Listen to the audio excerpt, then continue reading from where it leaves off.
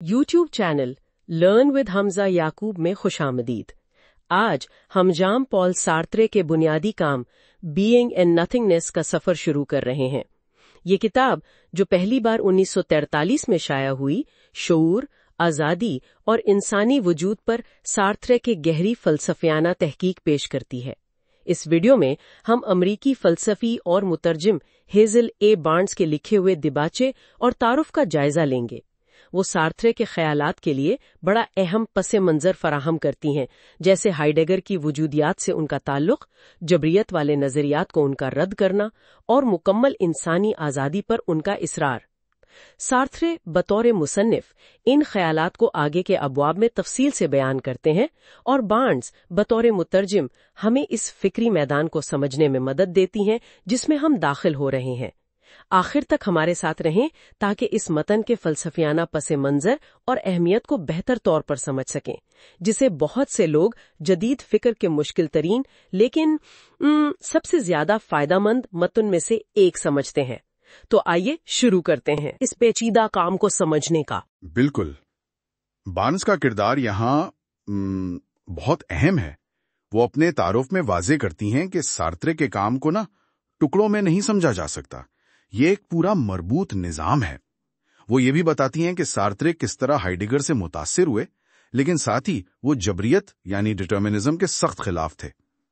यहीं से उनकी वो बुनियाद परस्ती यानी मुकम्मल इंसानी आज़ादी का नजरिया निकलता है।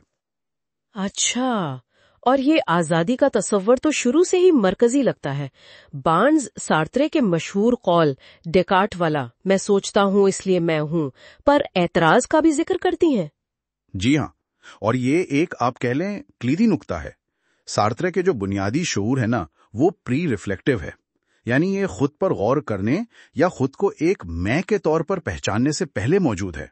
ये बस दुनिया का शऊर है, चीजों का शऊर है।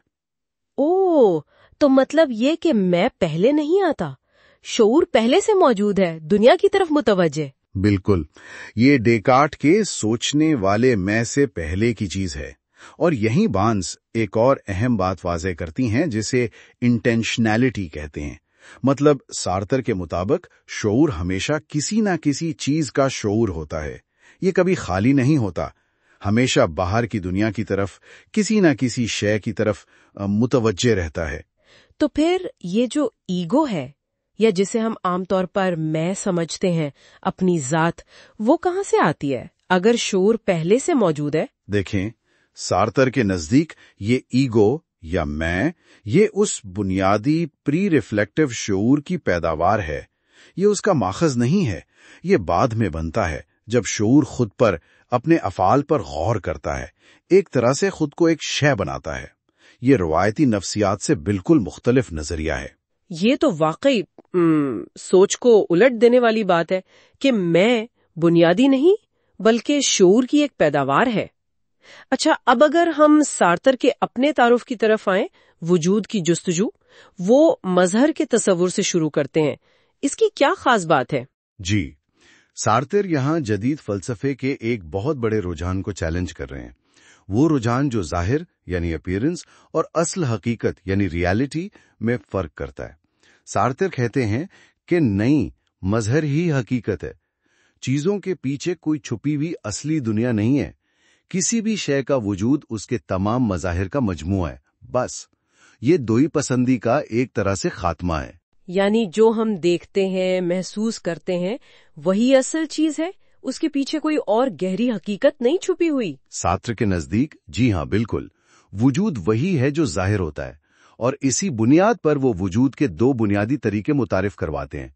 होना फिर नफ्सा यानी बीइंग इन इटसेल्फ, लेत्रे ऑस्वा, और दूसरा, और होना अपने लिए, बीइंग फॉर इटसेल्फ, लेत्रा पुरस्वा। अच्छा, इनमें क्या फर्क है? पहला वाला होना फी नफ्सा? होना फी नफ्सा ये है ठोस, मुकम्मल, गैर शऊरी वजूद। ये बस है, जैसा है वैसा है। इसमें कोई कमी नहीं, कोई इम्कान नहीं, कोई तब्दीली नहीं। जैसे कोई पत्थर, मेज या कोई भी बेजान शय।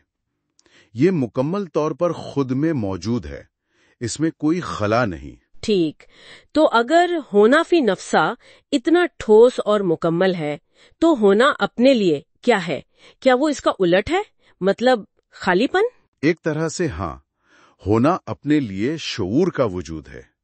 یہ وہ ہے جو ہونا فی نفسہ نہیں ہے، یہ خود کو نفی یا کچھ نہ ہونے یا نتھنگنس کے ذریعے پہچانتا ہے۔ یہ ہمیشہ نامکمل ہوتا ہے، اس میں کمی ہوتی ہے اور یہ امکانات سے بھرا ہوتا ہے۔ یہ ماضی سے جڑا نہیں ہوتا بلکہ مستقبل کی طرف کھلا ہوتا ہے۔ اور یہیں سے وہ آزادی والی بات آتی ہے؟ بالکل، کیونکہ شعور ہونا اپنے لیے پہلے سے متعین نہیں ہے، اس کی کوئی پہلے سے طے شدہ فطرت نہیں ہے، اس لیے یہ مکمل طور پر آزاد ہیں۔ بارنز اسی بات پر زور دیتی ہیں کہ سارترے کے لیے یہ آزادی مطلق ہے، بنیادی ہے۔ ہم اپنے انتخاب سے، اپنے اعمال سے خود کو مسلسل بناتے ہیں، تخلیق کرتے ہیں۔ لیکن اس مطلق آزادی کے ساتھ بارنز کہتی ہیں وجودی کرب، اینگوش اور ذمہ داری کا بھی بہت گہرا احساس جڑا ہے۔ جی ہاں، لازماً، کیونکہ اگر ہم مکمل آزاد ہیں نا، تو پھر ہم اپنے ہر انتخاب، ہر عمل اور اس کے ہر نتیجے کے مکمل طور پر ذمہ دار بھی ہیں۔ کوئی بیرونی طاقت، کوئی خدا، کوئی انسانی فطرت ہمیں جواز فراہم نہیں کر سکتی۔ یہ ذمہ داری اتنی بڑی ہے کہ یہ کرب پیدا کرتی ہے، وجودی کرب۔ تو خلاصہ یہ ہوا کہ سارترے اور بارنز کے ان ابتدائی حصوں سے جو بنیادی خیال نکلتا ہے وہ یہ ہے کہ انسان ہونا ایک مسلسل عمل ہے، ایک انتخاب کا عمل، خود کو بنانے کا عمل، اور اس میں آزادی اور ذمہ داری یہ دونوں لازم و ملزوم ہیں۔ بالکل، یہ وہ بنیاد ہے جس پر سارتر اپنی پوری فلسفیانہ عمارت کھڑی کریں گے۔ یہ ہمیں چیلنج کرتا ہے کہ ہم وجود کو ایک دی ہوئی چیز نہ سمجھیں بلکہ ایک کھلے ہوئے امکان کے طور پر دیکھیں۔ واقعی گہری سوچ ہے۔ اگر ہم مکمل طور پر آزاد ہیں اپنی ذات کی تعریف کرنے میں، تو کیا اس کا مطلب یہ ہے کہ ہماری زندگی کا کوئی پہلے سے طے شدہ مطلب یا مقصد نہیں ہے سوائے اس کے جو ہم خود اسے دیتے ہیں؟ یہ ایک سوال ہے جس پر شاید ہم آگے بات کریں گے۔ دیکھنے کے لیے شکریہ۔ مترجم کے تعارف اور سارترے کی اپنی پیشکش سے واقف ہونے کے بعد اب ہم وجودی مظہریات کے مرکز میں جانے کے لیے تیار ہیں۔ ژان پال سارتر اس کتاب میں ہمیں وجود پر نظر ثانی کرنے کا چیلنج دیتے ہیں، ایک طے شدہ جوہر کے طور پر نہیں بلکہ کسی ایسی چیز کے طور پر جسے ہم عمل اور انتخاب کے ذریعے مسلسل متعین کرتے ہیں۔ ہیزلیہ بارنز اپنے ترجمے اور تبصرے کے ذریعے انگریزی بولنے والے قارئین کے لیے سارتر کی گنجلک اور تجریدی فکر تک رسائی کا پل فراہم کرتی ہیں۔ آنے والی ویڈیوز میں ہم باب بڑھیں گے، فلسفیانہ گہرائی کو کھوئے بغیر پیچیدگی کو آسان بنائیں گے اور ایسا واضح اردو میں کریں گے۔ ہمیشہ کی طرح آپ کی رائے اہمیت رکھتی ہے۔ اس سفر کو سب کے لیے بامعنی بنانے میں ہماری مدد کے لیے کمنٹس میں اپنے خیالات یا سوالات ضرور لکھیں۔ لرن ود حمزہ یعقوب کے یوٹیوب چینل میں خوش آمدید۔ آج ہم ژان پال سارتر کی مشہور کتاب وجود اور عدم یعنی بینگ اینڈ نتھنگنس کے مرکز میں جا رہے ہیں۔ شروعات کریں گے حصہ اول، عدمیت کا مسئلہ، اور اس کے پہلے باب نفی کی ابتدا سے۔ یہاں سارتر ایک بہت ہی گہرا سوال اٹھاتے ہیں کہ بھئی یہ کچھ نہیں یا عدمیت کا تصور یہ انسانی شعور میں آتا کہاں سے؟ وہ کہتے ہیں کہ نفی یا نیگیشن کوئی باہر سے آئی ہوئی منطقی چیز نہیں ہے۔ جی بالکل، بلکہ یہ تو ہمارے شعور کی ساخت کا حصہ ہے، ہماری انکار کرنے، سوال کرنے یا نہیں کہنے کی صلاحیت میں شامل ہے۔ اور یہ صرف زبان کا کھیل نہیں ہے۔ اچھا، سارتر کے نزدیک یہ عدمیت انسانی آزادی سے پیدا ہوتی ہے، ہماری اس صلاحیت سے کہ ہم دنیا سے ایک قدم پیچھے ہٹ کر دیکھ سکیں کہ کیا چیز وہاں نہیں ہے۔ تو گویا ہمارا شعور ہے جو وجود میں کچھ نہ ہونے کو لاتا ہے؟ عین مطابق، اور یہ نفی ہمارے وجود کے لیے مرکزی حیثیت رکھتی ہے۔ مطلب ہم ایسی مخلوق ہیں جو کبھی بھی صرف وہ نہیں ہوتی جو وہ ہیں۔ یہ تو کافی پیچیدہ مگر بنیادی نقطہ لگتا ہے۔ وجودیت پسندی کو سمجھنے کے لیے اس پر بات کرنا ضروری ہے۔ تو بنیادی سوال پھر یہی ہے کہ یہ کچھ نہیں، یہ عدم دنیا میں آتا کہاں سے ہے؟ کیا یہ بس ایک خیال ہے یا اس سے گہرا کچھ ہے؟ سارتر شروع کہاں سے کرتے ہیں؟ سارتر کا نقطہ آغاز ہی آپ دیکھیں بہت دلچسپ ہے۔ وہ اس خیال کو رد کرتی ہیں کہ نفی صرف منطق یا ہمارے فیصلوں کا نتیجہ ہے۔ اچھا، یعنی یہ فیصلوں سے پہلے کی بات ہے؟ جی، یہ اس سے پہلے آتی ہے. یہ ہمارے روزمرہ کے رویوں سے جڑی ہے. جیسے آپ نے کہا، سوال پوچھنا، شک کرنا، کسی چیز کی توقع کرنا اور اس کا نہ ہونا.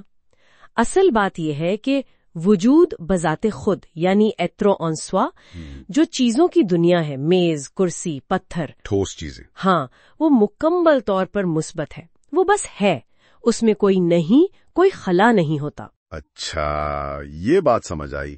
لیکن اگر دنیا خود میں صرف ہے تو پھر وہ سارتر کی مشہور مثال کیسے کام کرتی ہے؟ کیفے میں پیئر کو ڈھونڈنے والی. کیفے تو بھرا ہوا ہے چیزوں سے، لوگ ہیں، میزیں ہیں، کرسیاں، وہ تو مکمل ہے. پھر پیئر کی غیر موجودگی اتنی شدت سے کیسے محسوس ہوتی ہے؟ یہی تو سارتر کے تجزیے کا کمال ہے. وہ کہتی ہیں کہ اس غیر موجودگی کو محسوس کرنے کے لیے شعور یعنی کانشسنس لازمی ہے. جب ہم پیئر کو ڈھونڈ رہے ہوتے ہیں تو ہمارا شعور کیا کرتا ہے؟ وہ پورے کیفے کو، اس کی ساری بھری ہوئی حقیقت کو ایک طرح کا پس منظر بنا دیتا ہے. ایک بیک گراؤنڈ؟ بالکل. اور اس پس منظر پر پیئر کا نہ ہونا، اس کی عدم موجودگی ایک واضح شکل، ایک فگر کی طرح ابھرتی ہے. گویا شعور وجود میں سے عدم کو کھینچ نکالتا ہے. اس عمل کو وہ نیستی کاری کہتی ہیں، یعنی نائلیشن. نیستی کاری یعنی عدم کو پیدا کرنا؟ جی، اور اس کا ذریعہ دنیا نہیں بلکہ ہم ہیں، ہمارا شعور ہے. اور دوسری منفی عقیدتیں یا نیگیٹیویٹیز بھی اسی طرح ہیں، جیسے فاصلہ، تبدیلی، پچھتاوا. اچھا، جیسے فاصلہ یعنی یہاں نہیں وہاں ہے؟ ہاں، یا تبدیلی کہ اب وہ نہیں رہا جو تھا. یہ سب انسانی شعور کی ہی وجہ سے ہیں. واہ، تو مطلب یہ ہوا کہ انسانی حقیقت ہی عدم کو دنیا میں لاتی ہے؟ بالکل. سارتر کے نزدیک وہ وجود جس کے ذریعے عدم دنیا میں آتا ہے وہ انسان ہے، یعنی وجود برائے خود یا لیتر پور سوا. اور انسان میں سے کیا خاص بات ہے جو اسے یہ کرنے دیتی ہے؟ ایک لفظ میں، آزادی، فریڈم. آزادی؟ جی، لیکن یہ وہ عام سیاسی یا سماجی آزادی نہیں، یہ وجودی آزادی ہے. یعنی ہماری یہ صلاحیت کہ ہم خود کو دنیا سے، اپنے ماضی سے، اپنی موجودہ حالت سے بھی الگ کر سکیں، ایک فاصلہ بنا سکیں. وہ نہیں ہونے کی صلاحیت جو ہم ہیں؟ بالکل، وہ نہ ہونا جو ہم اس لمحے میں ہے. یہی خود کو الگ کرنے کی قوت، یہی لا تعلقی آدم کو جنم دیتی ہے. یہ آزادی والا نقطہ تو واقعی سوچنے پر مجبور کرتا ہے. لیکن اگر آزادی ہمیں الگ کرتی ہے تو اس کا کوئی جذباتی پہلو بھی ہے؟ یہ ہمیں کرب یا اینگسٹ کی طرف کیسے لے جاتی جس کا سارتر ذکر کرتے ہیں؟ دراصل کرب یا اینگوش اسی آزادی کا براہ راست فوری تجربہ ہے. فوری تجربہ مطلب؟ یہ باہر کی کسی چیز کا ڈر نہیں، جیسے سانپ کا ڈر نہیں. یہ وہ اندرونی گھبراہٹ ہے، وہ چکرا دینے والا احساس جو ہمیں اپنی لامحدود آزادی کے سامنے ہوتا ہے. یہ احساس کہ ہمارا مستقبل طے شدہ نہیں، ہم کچھ بھی کرنے کو آزاد ہیں اور ذمہ داری ہماری ہے. جیسے وہ مثال دیتے ہیں بلندی پہ کھڑے ہونے کی. ہاں، کہ اصل خوف گرنے کا نہیں بلکہ خود کو نیچے پھینک دینے کی اپنی آزادی کا ہے.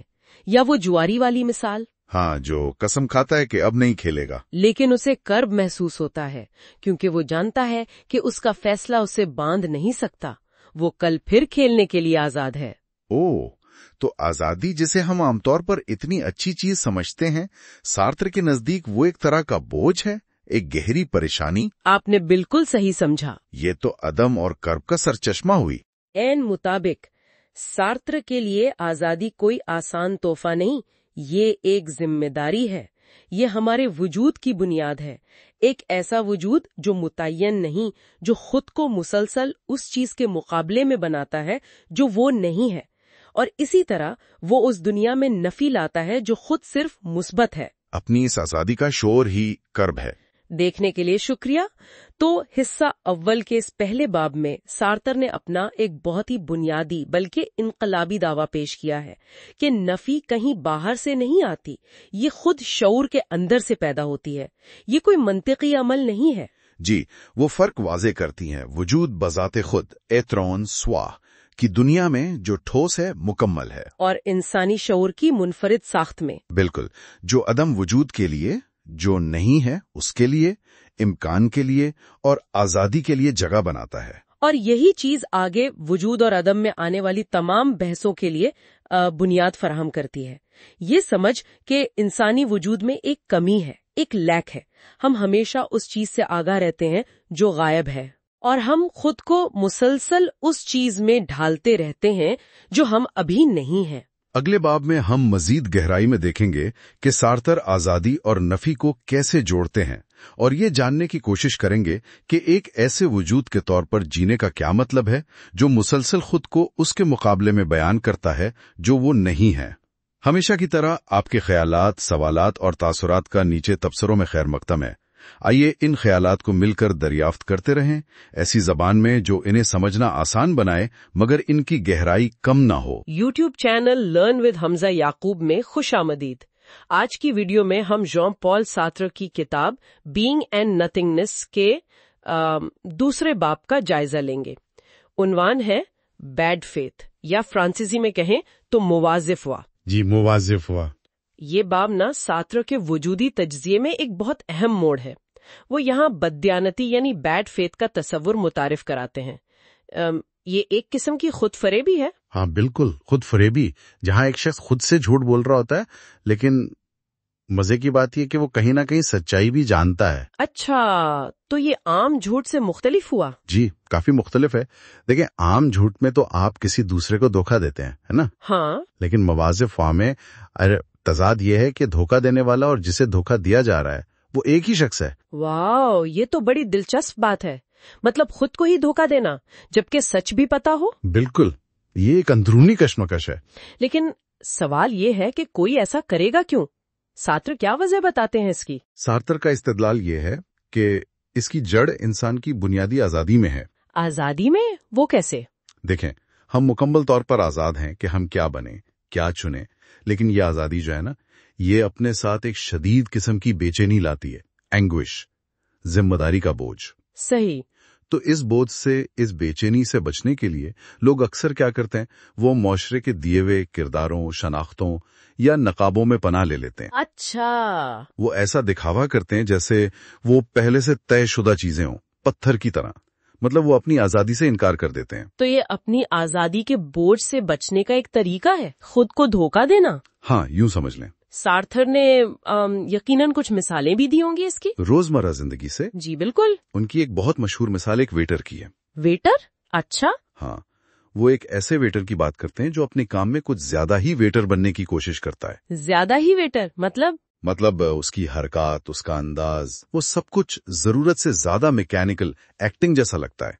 वो गोया खुद को सिर्फ और सिर्फ एक वेटर के किरदार तक महदूद कर लेता है। अच्छा। जैसे उसकी पूरी जात, उसका पूरा वजूद बस यही एक किरदार है। वो ये भुलाने की कोशिश कर रहा होता है कि वो उस किरदार से कहीं ज्यादा है, वो एक आजाद इंसान है। ओह, तो वो किरदार को एक तरह से अपनी ढाल बना लेता है अपनी असल आजादी से बचने के लिए। बिल्कुल, वो अपनी जिम्मेदारी से भाग रहा होता है। और आपने एक और मिसाल का जिक्र किया था, एक खातून के। जी, दूसरी मिसाल एक ऐसी औरत की है जिसके साथ एक मर्द नागवार अंदाज में पेशकदमी कर रहा है, अनकंफर्टेबल एडवांसेस जिसे कहते हैं। ठीक है। तो वो औरत क्या करती है? वो इस सूरत हाल को जानबूझकर नजरअंदाज करती है। वो ना तो साफ इनकार करती है, ना कबूल। यानी वो सूरत हाल को मुबहम रखती है। हाँ, वो खुद को एक गैर फाल शय, एक पैसिव ऑब्जेक्ट के तौर पर पेश करती है, जैसे उस सूरत हाल का उससे कोई ताल्लुक ही नहीं, या वो उसमें फैसला करने के काबिल ही नहीं। अच्छा, तो वो भी अपनी जिम्मेदारी से बच रही है, फैसला करने की आजादी से? बिल्कुल, वो इस लम्हे में अपनी आजादी को, फैसला करने की सलाहियत को तस्लीम करने से इनकार कर रही होती है, खुद को धोखा दे रही होती है। तो ये दोनों मिसालें, वेटर और वो खातून वाली, ये दिखाती हैं कि हम कैसे खुद को महदूद कर लेते हैं, तयशुदा चीजों की तरह समझने लगते हैं ताकि जिम्मेदारी से बच सकें। जी, हम ऐसे जाहिर करते हैं जैसे हमारी कोई हैसियत तयशुदा है, जैसे हम बदल नहीं सकते, जबकि सार्त्र के नजदीक हम तो हमेशा बनने के अमल में हैं, बिकमिंग। अच्छा, क्या इसीलिए वो ये अजीब सी बात कहते हैं कि हम वो नहीं हैं जो हम हैं, और हम वो हैं जो हम नहीं हैं? बिल्कुल सही पकड़ा आपने। ये सार्त्र के फलसफे का मरकजी नुक्ता है। इसका मतलब क्या है? ये थोड़ा उलझा हुआ लगता है। हम वो नहीं हैं जो हम हैं का मतलब है कि आप کبھی بھی اپنی موجودہ حالت اپنے ماضی یا اپنے کردار سے پوری طرح ڈیفائن نہیں ہو سکتے. آپ ہمیشہ اس سے بڑھ کر ہیں. آپ کی ذات ان لیبلز تک محدود نہیں ہے. ٹھیک. اور ہم وہ ہیں جو ہم نہیں ہیں کا مطلب ہے کہ آپ ہمیشہ اپنے مستقبل کے امکانات کی طرف کھلے ہیں. آپ وہ بن سکتے ہیں جو آپ ابھی نہیں ہیں. آپ مسلسل تبدیلی کے عمل میں ہیں. تو بددیانتی اس حقیقت سے فرار ہے، خود کو ایک مکمل طے شدہ چیز سمجھنا؟ بالکل. بیڈ فیتھ اسی سچائی سے آنکھیں چرانا ہے. خود کو ایک شے سمجھ لینا، ایک مکمل شدہ پروڈکٹ. تو اس کا مطلب یہ ہوا کہ بددیانتی صرف کوئی نفسیاتی کمزوری نہیں، بلکہ یہ ہمارے وجود کا، ہماری آزادی کا ایک حصہ ہے. ہاں، سارترے سے ہماری آزادی کی ایک ساختی حالت کہتے ہیں، اسٹرکچرل کنڈیشن. یہ کوئی اخلاقی غلطی نہیں بلکہ انسان ہونے کا ایک امکان ہے. یہ ہماری آزادی اور اس سے جڑی بے چینی سے پیدا ہوتا ہے. یہ تو بہت گہری بات ہے. جی، اور یہ تصور آج بھی بہت متعلقہ ہے نفسیات میں، سماجی کرداروں کو سمجھنے میں، سیاست میں، یہاں تک کہ ہمارے روزمرہ کے فیصلوں میں بھی. یہ ہمیں غور کرنے پر مجبور کرتا ہے کہ ہم کب اور کیسے خود کو دھوکہ دیتے ہیں. صحیح. بہت شکریہ یہ تفصیل بتانے کا. اچھا، تو ہمارے ساتھ رہنے کا شکریہ. اس باب میں سارتھے نے سچائی، شناخت اور خود فریبی کے بارے میں ہمارے عام تصورات کو چیلنج کیا ہے. بددیانتی صرف منافقت نہیں ہے، یہ ہماری آزادی کی ایک طرح سے ساختی حالت ہے جو اس آزادی سے ہماری بے چینی اور خود سے فرار ہونے کے رجحان سے جڑی ہے. جی، وہ دکھاتے ہیں کہ ہم کیسے خود کو اشیاء میں بدل دیتے ہیں، جیسے وہ ویٹر صرف ایک ویٹر بن جاتا ہے. کیوں؟ تاکہ آزادی اور ذمہ داری کے بوجھ سے بچ سکے. مگر سارتر زور دیتے ہیں، ہم وہ نہیں ہیں جو ہم ہیں، اور ہم وہ ہیں جو ہم نہیں ہیں. ہم ہمیشہ بننے کے عمل میں ہیں.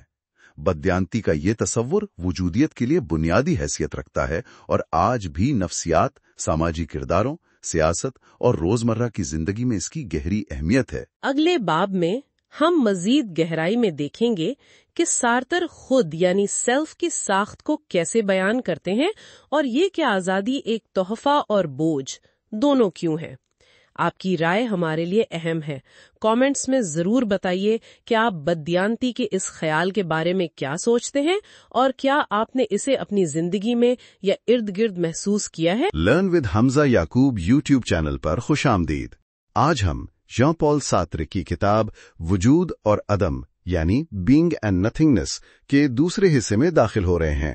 اس حصے کا عنوان ہے وجود بذات یا بینگ فار اٹ سیلف، اور ہم شروعات کر رہے ہیں باب اول سے، بذات کی فوری ساختیں، immediate structures of the for itself. یہ باب سارتر کی وجودیات میں ایک بہت اہم موڑ ہے.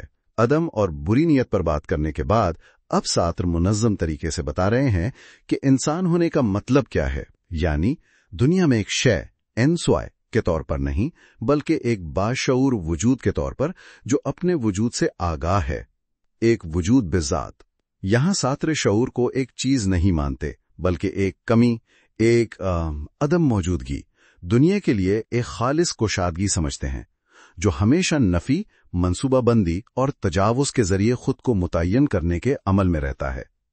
وہ کچھ کلیدی تصورات بھی متعارف کراتے ہیں، جیسے قبل ذنقاسی کوگنیٹو یعنی بغیر اندرونی بیان کے آگاہی، وقت کو موضوعیت کی بنیاد کے طور پر اور خود شعوری کو ایک متحرک اور نامکمل ساخت کے طور پر پیش کرتے ہیں.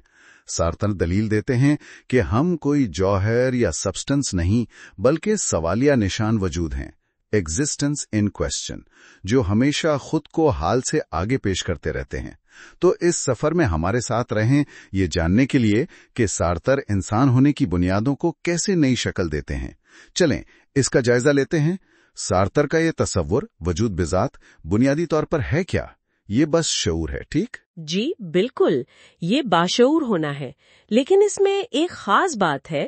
سارتر کے لیے یہ صرف شعور نہیں بلکہ ایسا شعور ہے جو خود سے بھی آگاہ ہے.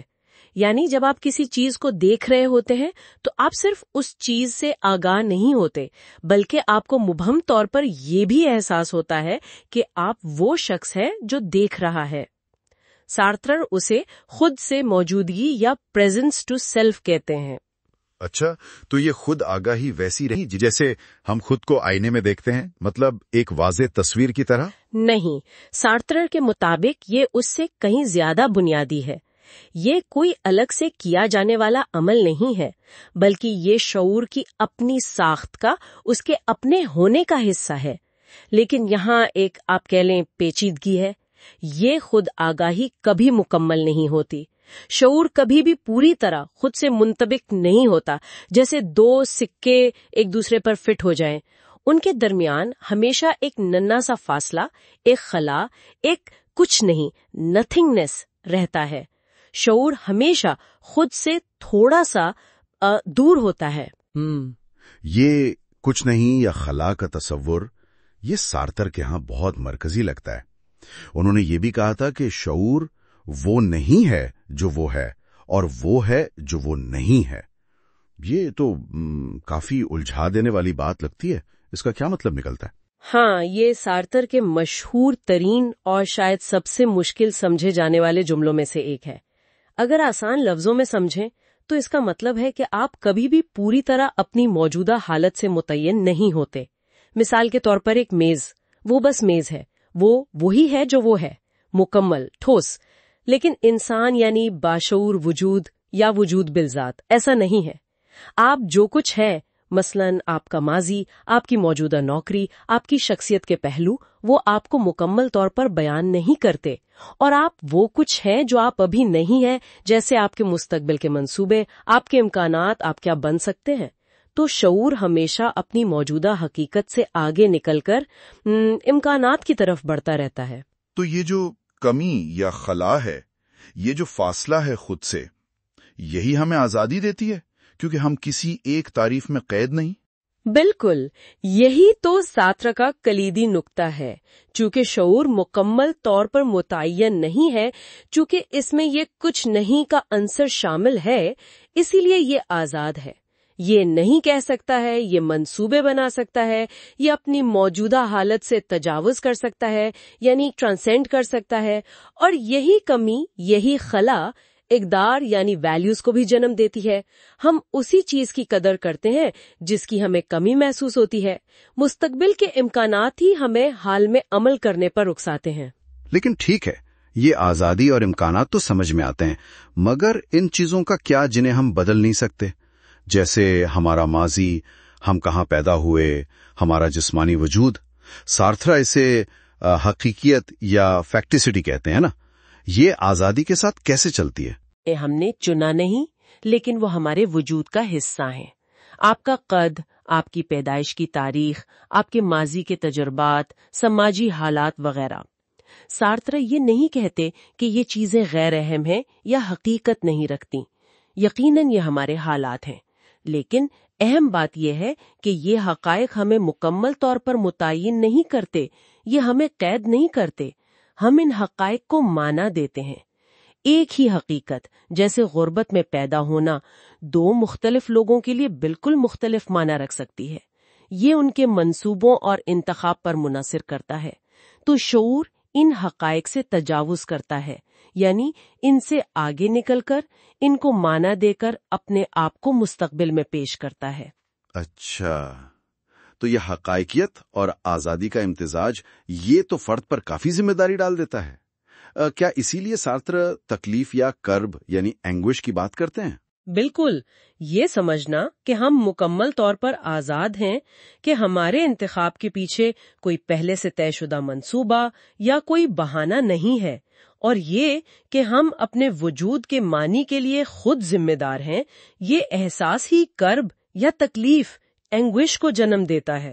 یہ کوئی منفی چیز نہیں، بلکہ یہ آزادی کے گہرے ادراک کا لازمی حصہ ہے۔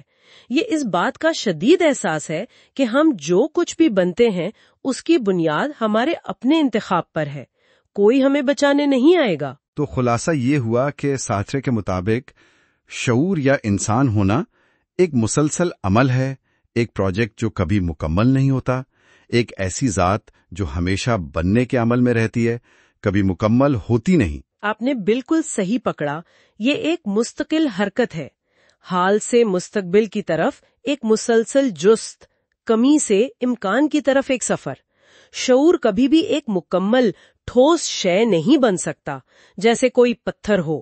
یہ ہمیشہ خود کو نیست کرتا رہتا ہے، نگیٹ کرتا رہتا ہے، تاکہ نئے امکانات کو جگہ دے سکے۔ یہ ایک مسلسل خود کو تخلیق کرنے کا عمل ہے۔ دیکھنے کا شکریہ۔ اس باب میں سارتر نے اپنے وجودی ڈھانچے کو گہرا کیا ہے اور ہمیں شعور کی بنیاد پرست ساخت سے ملوایا ہے۔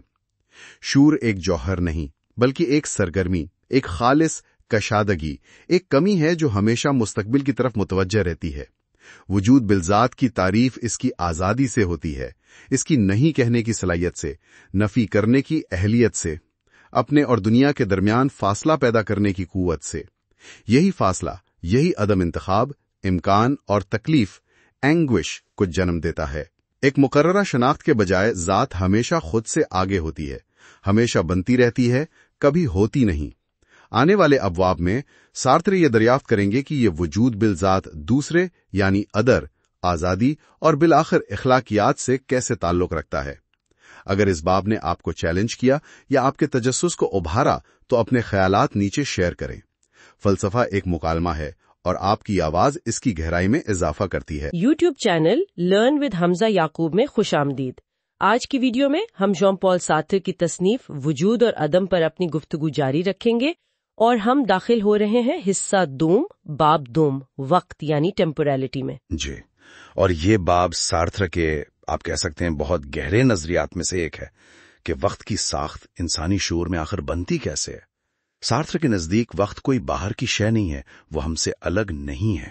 اچھا، بلکہ وہ ہمارے وجود کے ذریعے یعنی لنفسہ وجود کی فطرت سے ہی پیدا ہوتی ہے۔ تو آج ہم یہ دیکھیں گے کہ لنفسہ وجود میں ماضی، حال، مستقبل کیسے جڑے ہیں۔ جی ہاں، اور یہ خیال کہ ذات خود وقت میں نہیں ہے بلکہ وقت کو بناتی ہے۔ بالکل، اور وقت کی وہ ایکسوٹیسی نوعیت یعنی شعور کا ہمیشہ اب سے آگے ہونا۔ اور شناخت کا مسئلہ بھی کہ وقت گزرنے کے ساتھ ہم وہی رہتے ہیں یا بدل جاتے ہیں یا دونوں۔ ہاں، سارتر کہتے ہیں کہ وقت کرونولوجیکل یعنی ترتیب وار نہیں ہے بلکہ وجودی ہے۔ وجودی مطلب ہمارا ماضی وہ ہے جو ہم تھے، مستقبل وہ ہے جو ابھی نہیں ہے، اور حال وہ تو مسلسل ہاتھ سے نکل رہا ہے۔ لیکن پھر بھی ہم ان تینوں میں ایک ساتھ موجود ہیں۔ جی، بے وقت۔ تو آخر تک ہمارے ساتھ رہیے گا یہ سمجھنے کے لیے کہ سارتر کا یہ نظریہ کیسے روایتی مابعد الطبیعات سے مختلف ہے اور انسانی وجود کی آزاد متغیر فطرت کو کیسے سامنے لاتا ہے۔ آئیے شروع کرتے ہیں۔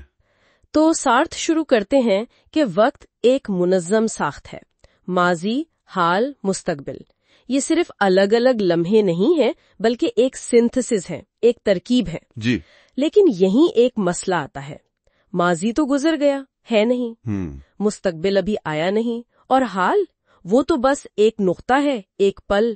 یہ جڑتے کیسے ہیں؟ بالکل، اسی لیے ہمیں مظہریات یعنی فینومینالوجی کی ضرورت پڑتی ہے کہ ہم وقت کا تجربہ کیسے کرتے ہیں۔ تو آئیے ان تینوں کو باری باری دیکھتے ہیں۔ سب سے پہلے ماضی، دا پاسٹ۔ عام خیال تو یہی ہے کہ ماضی اب نہیں رہا، ختم۔ ہاں، لیکن سارتر کے لیے یہ اتنا سادہ نہیں۔ ماضی بس یادداشت نہیں ہے جیسے ذہن پہ کوئی نشان ہو۔ تو پھر کیا ہے؟ آپ نے کہا تھا وہ نہ ہونے کے طور پر موجود ہے، یہ کیسے؟ دیکھیں، اس کا مطلب یہ نہیں کہ ماضی غائب ہو گیا ہے، وہ حال سے جڑا ہے۔ ایک مثال لیں، کوئی شخص پال 1920 میں طالب علم تھا۔ ٹھیک ہے، یہ تھا ہونا آج کے پال سے جڑا ہے۔ یہ نہیں کہ وہ ماضی اب بھی موجود ہے، لیکن آج کا پال وہ ماضی تھا۔ اچھا، یعنی تھا ہونا بھی وجود کا ایک طریقہ ہے۔ بالکل، میں اپنا ماضی ہوں، لیکن کس انداز میں؟ تھا کے انداز میں۔ یہ میری حقیقت ہے، فیکٹسٹی، وہ حصہ جو میں بدل نہیں سکتی۔ اوہ، یہ تو بہت دلچسپ ہے۔ تو مطلب میں اپنا ماضی ہوں بھی کیونکہ وہ میری شناخت ہے، جی، اور نہیں بھی ہوں کیونکہ میں اس سے آگے بڑھ چکی ہوں شعوری طور پر۔ بالکل یہی نقطہ ہے۔ آپ اپنا ماضی ہیں اس معنی میں کہ آپ اس سے انکار نہیں کر سکتے، وہ آپ کی بنیاد ہے، لیکن آپ وہ نہیں ہیں کیونکہ آپ کا شعور یعنی لنفسہ وجود وہ تو ہمیشہ حال سے مستقبل کی طرف جاتا ہے، اس ماضی سے تجاوز کرتا ہے۔ تو ماضی ایک طرح سے وہ ٹھوس حقیقت فی نفسہ وجود ہے جو میں تھی۔ جی، اور آپ اب بطور لنفسہ وجود اس سے الگ ہیں، آزاد ہیں۔ ٹھیک ہے، تو اگر ماضی وہ ہے جو ہم تھے تو حال دا پریزنٹ کیا ہے؟ سارتر اس سے فرار کہتے ہیں، یہ فرار کیسا؟ دیکھیں، حال لنفسا وجود کے لیے کوئی ٹھہرنے کی جگہ نہیں ہے۔ شعور کی فطرت ہی نفی کرنا اور آگے بڑھنا ہے۔ جیسے ہی کوئی لمحہ حال بنتا ہے، شعور فوراً اس سے آگے نکل کر اسے ماضی بنا دیتا ہے اور خود مستقبل کی طرف لپکتا ہے۔ اچھا، تو یہ ایک مسلسل خود سے آگے نکلنے کی کوشش ہے تاکہ کسی ایک شناخت میں قید نہ ہو جائے؟ جی، یہ دنیا میں موجودگی تو ہے، مگر ایک ایسی موجودگی جو کبھی ٹھہرتی نہیں، جو خود سے بھاگ رہی ہے۔ تو حال کوئی ٹھوس نقطہ نہیں بلکہ ماضی سے مستقبل کی طرف ایک مسلسل دوڑ۔ تو پھر مستقبل، دا فیوچر، وہ کیا ہے؟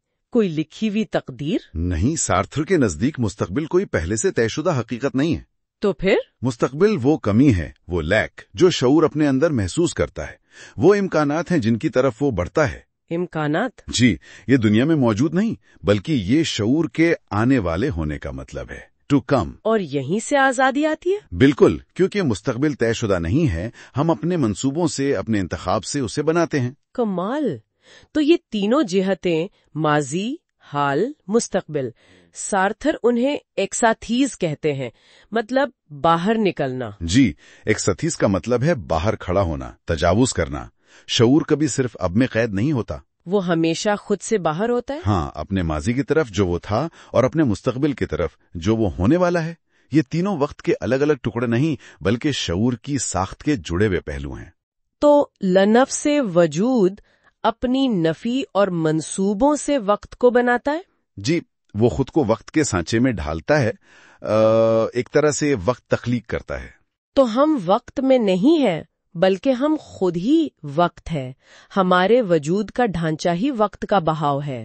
ایک طرح سے جی ہاں، یہ سارترا کا بنیادی نقطہ ہے۔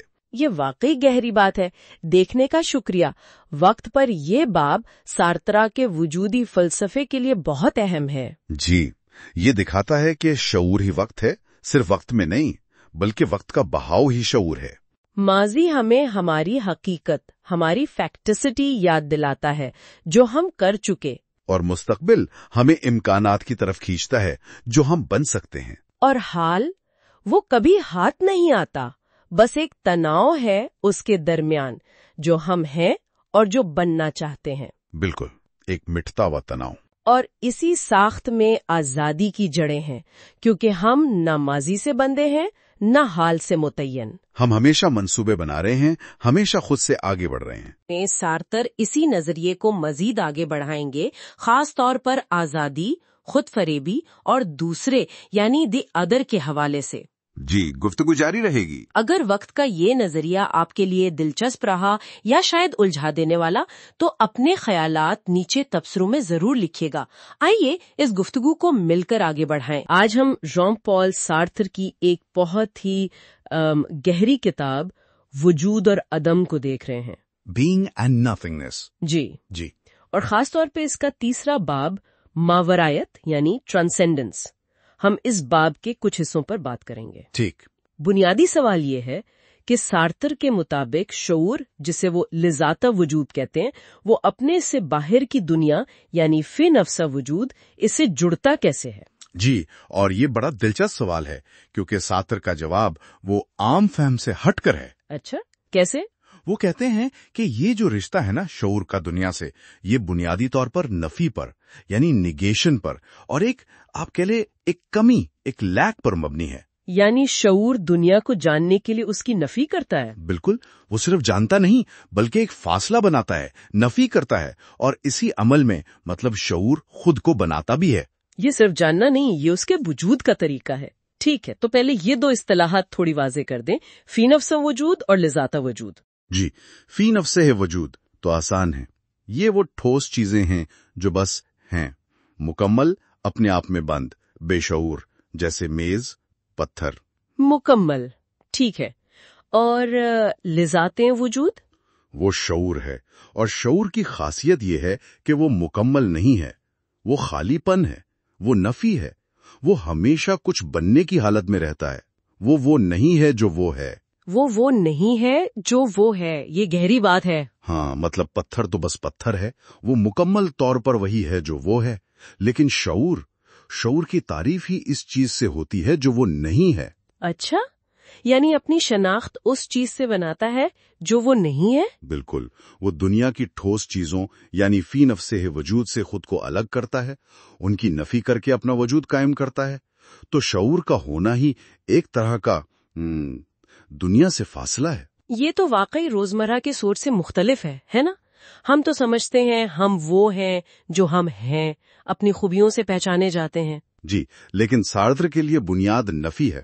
وہ دو طرح کی نفی بتاتے ہیں، ایک تو عام ہے خارجی نفی، یہ میز کرسی نہیں، لیکن زیادہ اہم ہے داخلی نفی، میں یہ میز نہیں ہوں۔ یہ شعور کو فی نفسہ وجود سے الگ کرتی ہے۔ شعور دنیا میں کسی چیز کو پہچانتا ہی تب ہے جب وہ اسے باقی سب یعنی پس منظر سے نفی کر کے الگ کرتا ہے۔ تو یہ نفی صرف فرق کرنے کے لیے نہیں بلکہ معنی دینے کے لیے ہے، وجودی سطح پر۔ واہ، اچھا، تو اگر شعور نفی پر مبنی ہے تو پھر علم کیسے حاصل ہوتا ہے؟ جاننے کا عمل کیا ہے؟ سارتر کے لیے علم بھی اسی نفیاتی رشتے کا ایک پہلو ہے۔ علم یعنی نالج شعور کا فی نفسہ وجود سے ایک خاص تعلق ہے، اور یہ تعلق بھی نفی پر ہی قائم ہے۔ مطلب یہ کہ شعور کسی چیز کو جانتا ہی اس لیے ہے کہ وہ خود وہ چیز نہیں ہے۔ جاننے کے لیے شعور اور اس چیز کے بیچ ایک خالی جگہ، ایک عدم، نتھنگنس ضروری ہے۔ تو علم دنیا میں پڑا ہوا نہیں ملتا؟ نہیں، وہ شعور کے اس فعال منفی تعلق سے پیدا ہوتا ہے۔ سارتر تو یہاں تک کہتے ہیں کہ کسی چیز کی حضوری، اس کی پریزنس، شعور کے لیے ایک طرح کا خالی پن ہے، ایمپٹینس۔ شعور اس کی موجودگی کو اس لیے محسوس کرتا ہے کیونکہ وہ خود وہ نہیں ہے۔ سبحان اللہ، یعنی جاننا بھی ایک طرح سے نہ ہونا ہے۔ علم کے بارے میں ہمارے سارے تصورات بالکل الٹ جاتے ہیں۔ یہ معلومات جمع کرنا نہیں، یہ حد بندی کرنا ہے، میں کیا نہیں ہوں۔ اچھا، تو یہ تو ہوئی انفرادی چیزوں کی بات، لیکن شعور ایک پوری منظم دنیا کیسے بناتا ہے؟ وہ کیفیت، امکان، اوزاریت والی بات؟ ہاں، وہ بھی اسی نفی سے جڑی ہے۔ مثال کے طور پر کیفیت، کوالٹی، جیسے پھول کا لال رنگ۔ جی، یہ لالی ہمیں اس لیے نظر آتی ہے کہ شعور اسے باقی تمام رنگوں سے پس منظر سے نفی کر کے الگ کرتا ہے۔ یہ لالی وہ نہیں ہے جو باقی سب ہے۔ اور امکان، پوٹینشیلٹی، جیسے بیج درخت بن سکتا ہے؟ ہاں، یہ بہت دلچسپ ہے۔ سارتر کہتے ہیں یہ امکان بیج کے اندر نہیں ہے، یہ شعور کا اپنا منصوبہ ہے، اس کی اپنی کمی ہے جو وہ بیج پر ڈال رہا ہے۔ وہ مستقبل میں دیکھ رہا ہے کہ بیج کیا بن سکتا ہے جو وہ ابھی نہیں ہے۔ اور اوزاریت، انسٹرومنٹیلٹی، ہتھوڑے والی مثال؟ جی، ہتھوڑا ہمارے لیے صرف لکڑی اور لوہا نہیں ہے، وہ کھیل ٹھونکنے کا اوزار ہے۔ یہ اوزار پن ہتھوڑے میں نہیں، ہمارے منصوبوں میں، ہمارے مقاصد میں ہے، ہماری کسی کمی کو پورا کرنے کے لیے۔ یہ امکانات، منصوبے، کمی، یہ سب وقت سے جڑا ہوا لگتا ہے، ماضی، حال، مستقبل۔ بالکل، زمانیت، ٹیمپورالٹی شعور کے وجود کا حصہ ہے۔ ماضی سارتر کے لیے وہ فی نفسہ وجود ہے جو شعور کبھی تھا مگر اب نہیں ہے۔ شعور اس سے بھاگتا ہے، اس کی نفی کرتا ہے۔ جی، حال وہ لمحہ ہے جہاں شعور ماضی کی نفی کرتا ہے اور مستقبل کی طرف اپنا منصوبہ بناتا ہے، ایک مستقل بے چینی کی حالت۔ اور مستقبل وہ امکانات ہے جو شعور کی بنیادی کمی سے نکلتے ہیں، وہ وجود جو شعور بننا چاہتا ہے، وہ کمی جسے وہ پورا کرنا چاہتا ہے۔ تو گویا ہر چیز کا مرکز یہی بنیادی کمی یا خلا ہے، یہی انجن ہے۔ ہاں، آپ کہہ سکتے ہیں۔ سارتر کے نزدیک شعور اصل میں ہے ہی ایک کمی، لیک۔ وہ نہیں ہے جو وہ ہے، اور وہ ہمیشہ اس کی طرف بھاگتا ہے جو وہ نہیں ہے۔ لیکن یہ کمی تو پھر منفی چیز ہوئی نا؟ نہیں، سارتر کے لیے نہیں۔ یہی کمی شعور کی آزادی ہے، اس کے انتخاب کی بنیاد ہے، اس کے منصوبوں کی وجہ ہے۔ دنیا سے ہمارا سارا تعلق اسی کمی کو پورا کرنے کی کوشش ہے۔ ہم چاہتے ہیں کہ اس خلا کو بھر کر ٹھوس بن جائیں، فی نفسہ وجود بن جائیں، لیکن بن نہیں سکتے کیونکہ ہم شعور ہیں، یہ ناممکن ہے۔ تو خلاصہ یہ ہے کہ سارتر کہتے ہیں کہ انسانی حقیقت لذاتہ وجود خود کو اور اپنی دنیا کو نفی کے ذریعے اپنے آپ سے باہر نکل کر دنیا سے جڑنے یعنی ماورایت کے ذریعے اور اپنی اس بنیادی کمی کے ساتھ مسلسل ایک کشمکش میں ایک تخلیقی عمل میں بناتی رہتی ہے. جی، ایک مسلسل بننے کا عمل، نیور کمپلیٹ. اور یہ ہمیں ایک بہت ہی اہم سوال پر چھوڑ جاتا ہے. جی بالکل، کہ اگر ہماری حقیقت، ہماری دنیا کی بنیاد ہی عدم، نفی اور کمی پر ہے، تو پھر وہ جو ہمیں لگتا ہے نا کہ دنیا ٹھوس ہے، ہم خود ایک مکمل وجود ہیں، اس احساس کا کیا یہ صرف ایک وہم ہے؟ یا شاید یہ وہ چیز ہے جس کی طرف ہم بھاگتے ہیں؟ سارتر کا فلسفہ یہ سوال اٹھاتا ہے کہ اگر ہمارا وجود واقعی ایک مسلسل نفی کا عمل ہے تو کیا اطمینان، ایک مستحکم شناخت، کیا یہ ممکن بھی ہے یا یہ بے چینی ہی ہمارا مقدر ہے؟ اس پر سوچا جا سکتا ہے. السلام علیکم. آج ہم بات کر رہے ہیں ژان پال سارتر کی مشہور بلکہ شاید سب سے اہم کتاب وجود اور عدم کی. جی، بینگ اینڈ نتھنگنیس. اور خاص طور پر اس کے ایک بہت ہی دلچسپ حصے کی جس کا عنوان ہے دوسروں کا وجود، دی ایگزسٹنس آف ادرز. جی بالکل. اور یہ فلسفے کا وہ پرانا سوال ہے نا کہ بھئی ہم یہ کیسے جانیں کہ جو دوسرے لوگ ہمیں نظر آ رہے ہیں وہ صرف چیزیں نہیں ہیں. ہاں، کہ وہ بھی ہماری طرح سوچتے ہیں، محسوس کرتے ہیں. بالکل، کہ وہ بھی باشعور ذہن ہیں. یہ دوسرے ذہنوں کا مسئلہ کہلاتا ہے یا سولپسزم کا چیلنج. یعنی یہ شک کہ شاید صرف میں ہی اصل میں سوچنے والا وجود ہوں. ہاں، کچھ ایسا ہی. تو آج ہم دیکھیں گے کہ سارتر اس گتھی کو کیسے سلجھاتے ہیں. اور سارتر کا طریقہ بڑا منفرد ہے. وہ کوئی منطقی ثبوت نہیں دیتے. نہیں، وہ کہتے ہیں یہ تو ایک براہ راست تجربہ ہے، ایک وجودی احساس. تو آج کا ہمارا مقصد یہی ہے کہ ہم سارتر کے اس خیال کو سمجھیں کہ یہ دوسرا، دی ادر، ہماری زندگی میں کیسے داخل ہوتا ہے اور ہمارے اپنے ہونے کے احساس پر کیسے اثر ڈالتا ہے. اور سارتر اس کے لیے جو مثال لاتے ہیں وہ بڑی، آپ کہہ لیں، ڈرامائی ہے، شرم کی. شرم؟ اچھا، عام طور پر تو ہم شرم کو بہت ذاتی چیز سمجھتے ہیں. ہاں، لیکن سارتر کہتے ہیں کہ اصلی گہری شرم، وہ والی شرمندگی جو آپ کو ہلا دے، وہ اکیلے میں نہیں آتی. اچھا؟ وہ تب آتی ہے جب آپ کو احساس ہو کہ کوئی دوسرا آپ کو دیکھ رہا ہے، آپ کو جانچ رہا ہے. وہ مثال دیتے ہیں نا کہ ایک آدمی ہے، وہ دروازے کے کی ہول سے جھانک رہا ہے، تجسس میں گم. ٹھیک. وہ اس وقت ایک مکمل سبجیکٹ ہے، اپنی دنیا میں مگن، لیکن اچانک اسے پیچھے قدموں کی آہٹ سنائی دیتی ہے. اور اسے احساس ہوتا ہے کہ کوئی اسے دیکھ رہا ہے. بالکل، اسے دیکھ لیا گیا ہے. اور اسی لمحے سارتر کہتے ہیں وہ اپنے آپ کو ایک شے یعنی آبجیکٹ کے طور پر محسوس کرتا ہے. واہ، مطلب وہ جو پہلے صرف دیکھ رہا تھا اب وہ خود دیکھی جانے والی چیز بن گیا. بالکل، دوسرے کی نگاہ میں ایک چیز. اور یہیں سے سارتر دوسرے کی نگاہ یعنی دی لک کا تصور لاتے ہیں. تو یہ نگاہ یا دی لک، یہ صرف آنکھوں کا دیکھنا نہیں ہے. نہیں، یہ اس سے کہیں زیادہ ہے. یہ دوسرے کی موجودگی کا، اس کے شعور کا احساس ہے جو آپ پر پڑتا ہے. اور یہ احساس کرتا کیا ہے؟ یہ آپ کی دنیا کو الٹ دیتا ہے. جب آپ اکیلے ہوتے ہیں آپ مرکز ہوتے ہیں، آپ آزاد ہوتے ہیں، اپنے لیے وجود، بینگ فار اٹ سیلف. ٹھیک. لیکن جیسے ہی نگاہ آپ پر پڑتی ہے آپ یہ مرکزیت کھو دیتے ہیں. آپ کی دنیا کا مرکز اب وہ دوسرا بن جاتا ہے جس کی نگاہ آپ پر ہے. اور ہم خود کو اس دوسرے کی نظر سے دیکھنے لگتے ہیں. ہاں، ایک شے کی طرح، ایک متعین چیز.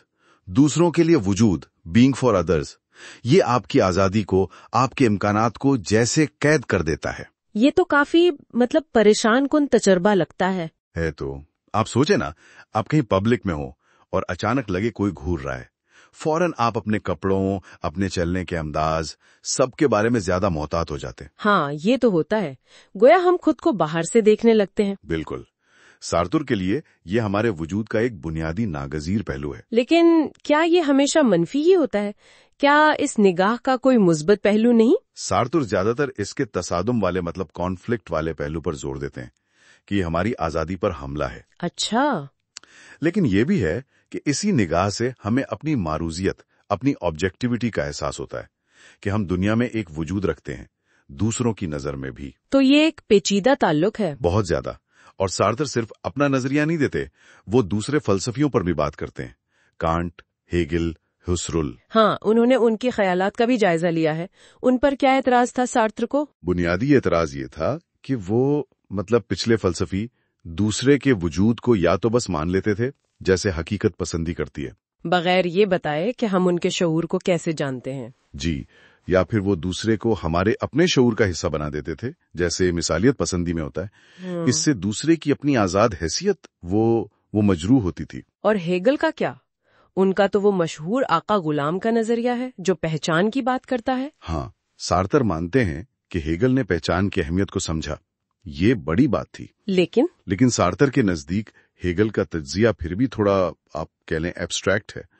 وہ اس فوری ذاتی وجودی جھٹکے کی وضاحت نہیں کرتا جو کسی اجنبی کی نگاہ سے لگتا ہے، وہ جو آپ کو ایک دم اپنی دنیا سے نکال کر دوسرے کی دنیا میں ایک شے بنا دیتا ہے. سمجھ گئی. تو سارتر کے لیے یہ نگاہ کا تجربہ زیادہ بنیادی ہے؟ جی، زیادہ فوری ہے اور زیادہ حقیقی ہے. تو خلاصہ پھر یہ ہوا کہ سارتر کے لیے دوسرا کوئی تھیوری نہیں، کوئی مفروضہ نہیں ہے کہ ہمارا وجود صرف ہمارے لیے نہیں ہے، ہم دوسروں کے لیے بھی وجود رکھتے ہیں. یہ ہماری ذات کا حصہ ہے.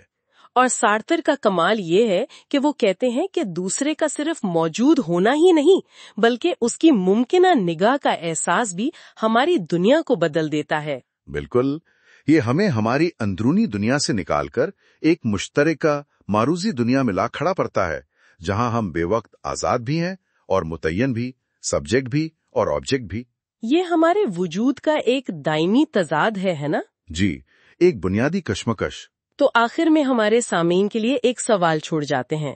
ذرا سوچے گا کہ روزمرہ زندگی میں یہ احساس کہ کوئی آپ کو دیکھ رہا ہے یا دیکھ سکتا ہے، چاہے وہ حقیقت میں ہو یا صرف آپ کے ذہن میں، ہاں، یہ آپ کے فیصلوں پر، آپ کے رویے پر اور آپ خود کو کیسا سمجھتے ہیں اس پر کتنا اثر ڈالتا ہے. کیا یہ دوسرے کی نگاہ کا مستقل امکان ہماری شناخت بنانے میں ایک ایسی طاقت ہے جسے ہم اکثر پہچانتے نہیں؟ اس پر ضرور غور کیجیے گا. Learn with Hamza Yaqoob YouTube channel میں خوش آمدید.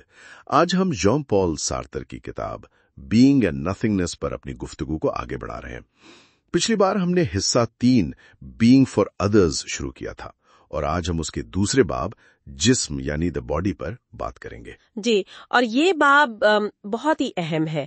سارتر یہاں جسم کے تصور کو بالکل نئے زاویے سے دیکھتے ہیں، مطلب صرف ایک حیاتیاتی چیز کے طور پر نہیں. ہاں، وہ روایتی خیال جو ہے نا کہ جسم الگ ہے اور ذہن الگ، بالکل، وہ کارٹیزین تقسیم.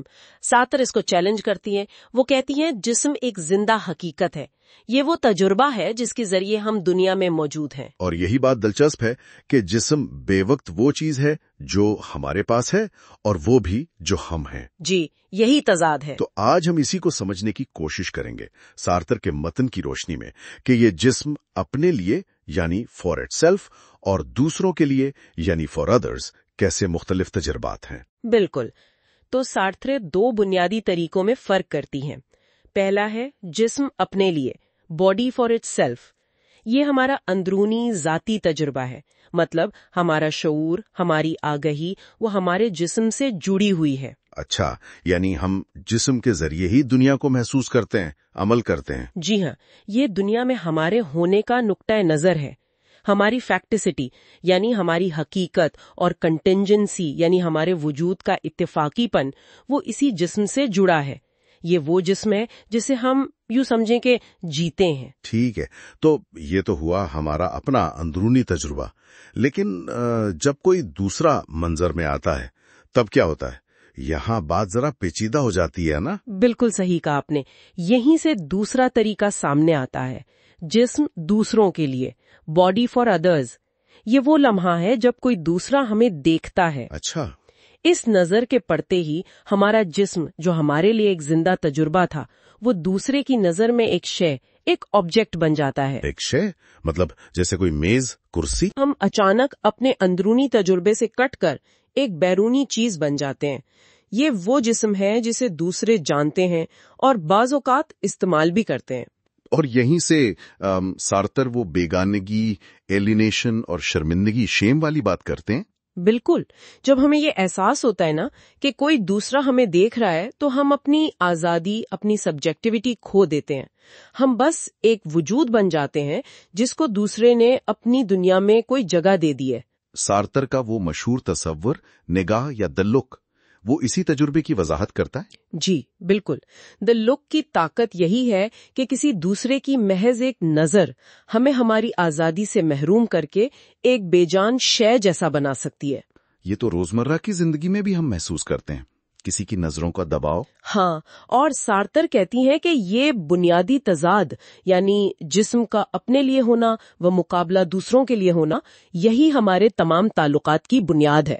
تعلقات جیسے محبت، نفرت. جی، محبت، خواہش، نفرت، یہاں تک کہ سیڈزم اور میسیکزم بھی، یہ سب اسی کشمکش سے پیدا ہوتے ہیں کہ ہم دوسرے کی آزادی سے کیسے نمٹتے ہیں. وہ آزادی جو ہمیں ایک شے بنا سکتی ہے، اور ہم دوسرے کو کیسے ایک شے کے طور پر دیکھتے ہیں. یہ تعلقات اصل میں تصادم پر مبنی ہے. اس کی کوئی مثال؟ جیسے سارتر نے خواہش اور لمس کا تجزیہ کیا ہے. جی، بہت اچھی مثال ہے. خواہش میں کوشش ہوتی ہے کہ دوسرے کے جسم کو صرف ایک آلے کی طرح نہیں بلکہ بطور گوشت، فلیش محسوس کیا جائے، یعنی اس کی زندہ حقیقت کو، اس کے احساس کو گرفت میں لیا جائے. اور لمس، کیرس. لمس کے ذریعے کوشش ہوتی ہے کہ دوسرے کی آزادی کو اس کے جسم میں، اس کے گوشت میں گویا مجسم کر دیا جائے، قید کر لیا جائے. لیکن کیا یہ ممکن ہے، دوسرے کی آزادی کو قید کرنا؟ سارتر کے نزدیک نہیں. یہ کوششیں ناکام ہونے کے لیے ہی بنی ہے. دوسرے کا شعور، اس کی آزادی کبھی مکمل طور پر گرفت میں نہیں آ سکتی. تو مطلب یہ ہوا کہ تمام انسانی تعلقات میں ایک مستقل کشمکش، ایک تناؤ موجود رہتا ہے. جی، ایک مستقل تصادم. ہم ہمیشہ دوسرے کو ایک شے بنانے اور خود اس کی نگاہ میں شے بننے کے خطرے کے بیچ میں رہتے ہیں. ہمارے ساتھ اس گہری گفتگو میں شامل رہنے کا شکریہ. جسم پر سارتر کا یہ تجزیہ واقعی سوچنے پر مجبور کرتا ہے. یہ ہمیں یاد دلاتا ہے کہ ہمارے جسم صرف گوشت پوست نہیں ہے، بلکہ طاقت، کمزوری اور معنی کے پیچیدہ مراکز ہیں. بالکل، اور یہ مراکز مسلسل دوسروں کی نگاہ اور ان کے فیصلوں کی زد میں رہتے ہیں. سارتر ہمیں یہ سمجھنے پر مجبور کرتی ہیں کہ ہمارا جسمانی وجود کبھی بھی پوری طرح ہمارا اپنا نہیں ہوتا. جیسے ہی ہمیں محسوس کیا جاتا ہے، ہم دنیا میں ایک جسم بن جاتے ہیں. جی، جسے دیکھا جاتا ہے، درجہ بندی کی جاتی ہے، حتیٰ کہ دوسرے اس پر قبضہ کرنے کی کوشش بھی کر سکتے ہیں. لیکن اسی تناؤ، اسی کشمکش میں ہماری آزادی اور ہمارے باہمی تصادم کی حقیقت چھپی ہے. تو انسانی وجود کو سمجھنے کے لیے ہمیں جسم کے اس پہلو کو، یعنی دوسروں کے لیے ہونے کے تجربے کو نظر انداز نہیں کرنا چاہیے. ہمیں یہ دیکھنا ہوگا کہ یہ تجربہ ہمیں کیسے بناتا ہے اور ہم دوسروں کے تجربے کو کیسے بناتے ہیں. اور آخر میں ایک سوال سوچنے کے لیے چھوڑ جاتی ہوں. یہ سمجھنا کہ ہمارا جسم ہمیشہ دوسروں کے لیے ایک شے بننے کے امکان میں رہتا ہے، یہ ہماری روزمرہ کی بات چیت، ہمارے سماجک تعلقات اور ان میں جو ناگزیر تصادم پیدا ہوتے ہیں، ان کے بارے میں ہماری سمجھ کو کیسے بدل سکتا ہے. اس پر ضرور سوچئے گا اور تبصروں میں ہمیں بتائیے کہ سارتر کے جسم کے اس تجزیے میں آپ کو کون سی بات سب سے اہم لگی. اور اس فلسفیانہ سفر کے اگلے مراحل کے لیے ہمارے ساتھ رہیں. Learn with Hamza Yaqoob YouTube channel پر خوش آمدید. پچھلی بار ہم نے ژان پال سارتر کی کتاب وجود اور عدم میں دوسروں کی موجودگی اور نگاہ کے اثر پر بات کی تھی. آج ہم اسی سلسلے کو آگے بڑھا رہے ہیں اور تیسرے حصے کے تیسرے باب دوسروں کے ساتھ ٹھوس تعلقات پر بات کریں گے. جی بالکل. تو اب سارتر مطلب محض تجریدی دوسرے سے ہٹ کر حقیقی روزمرہ کے جو انسانی رشتے ہیں ان کی طرف آ رہے ہیں. بالکل. اب بات ہو رہی ہے ان تعلقات کی جو ہم اصل زندگی میں روزمرہ میں محسوس کرتے ہیں، جیتے ہیں. صحیح. اور دیکھیں اس باب میں سارتر ان رشتوں کی آپ کہہ لیں جدلیات کو کھولتے ہیں. ایک مسلسل کشمکش ہے، موضوعیت ہے، انحصار ہے، جدوجہد ہے. مطلب دوسرے سے جڑنے کی ہر کوشش، چاہے وہ محبت ہو، غلبہ پانے کی خواہش ہو، سمجھنے کی کوشش ہو، اس میں آزادی اور شے بن جانے کا ایک تناؤ، ایک ٹینشن ہمیشہ رہتی ہے. اچھا، تو یہ جو بنیادی تھیمز ہیں اس میں پھر پہچان کی جدوجہد شامل ہے کہ ہم چاہتے ہیں دوسرے ہمیں فائل سمجھیں، شے نہ بنا دیں. جی بالکل. اور اسی سے جڑی ہیں محبت، خواہش اور پھر ساڈزم، यानी दूसरे पर काबू पाने की कोशिशें। और दूसरी तरफ मैसोकिज्म भी, यानी अपनी आजादी दूसरे को दे देना। हाँ, ताकि वो हमारी तारीफ करे, और फिर ये नतीजा कि कामिल बाहमी ताल्लुक वो मुमकिन नहीं लगता सार्त्र को। रिश्ते अक्सर नाकाम होते हैं क्योंकि दोनों चाहते हैं कि उन्हें पहचाना जाए मगर शय बने बगैर। तो सार्त्र की तस्वीर काफी ताकतवर है, लेकिन शायद कुछ तारीख भी। ताल्लुकात में ख्वाहिश, कमजोरी और एक वजूदी कशमकश नजर आती है। जी, उनके नजदीक ये ताल्लुकात बुनियादी तौर पर तनाजे पर ही मबनी है, कॉन्फ्लिक्ट। तो आइए इसी बुनियादी तनाजे को थोड़ा और समझते हैं। आपने कहा आजादी बमुकाबला मारूजियत, मतलब हर कोई अपनी आजादी कायम रखना चाहता है लेकिन दूसरे को निगाह से शय बना देता है। हाँ, द लुक, ये वही तस्वुर है जिस पर हमने पिछली बार बात की थी। जैसे ही हमें एहसास होता है कि कोई दूसरा हमें देख रहा है, हमें डिफाइन कर रहा है, तो हम एक तरह से शय बन जाते हैं और फिर हम भी यही कोशिश करते हैं दूसरे के साथ। बिल्कुल, ये एक ना खत्म होने वाला चक्कर है। जैसे ही हम दूसरे की आजादी को समझने या काबू करने लगते हैं, हम खुद इसकी निगाह में आ जाते हैं। तो मुकम्मल बाहमी शिनासाई जहां दोनों आजाद फाइल रहें, वो सार्थे के नजदीक नामुमकिन है। ठीक है, अब इस पसे मंजर में देखते हैं मोहब्बत को। सार्तर का कहना है कि मोहब्बत में आशिक महबूब की आजादी को बतौर आजादी हासिल करना चाहता है। ये थोड़ा पेचीदा है। जी, मतलब वो ये नहीं चाहता कि महबूब गुलाम बन जाए, बल्कि ये चाहता है कि महबूब अपनी आजादी से, अपनी मर्जी से आशिक को अपनी जिंदगी का मरकज बना ले, अपनी आजादी को खुद महदूद कर ले। लेकिन ये तो तजाद हो गया ना, आजादी जो खुद को महदूद कर ले। बिल्कुल, यही तो मसला है।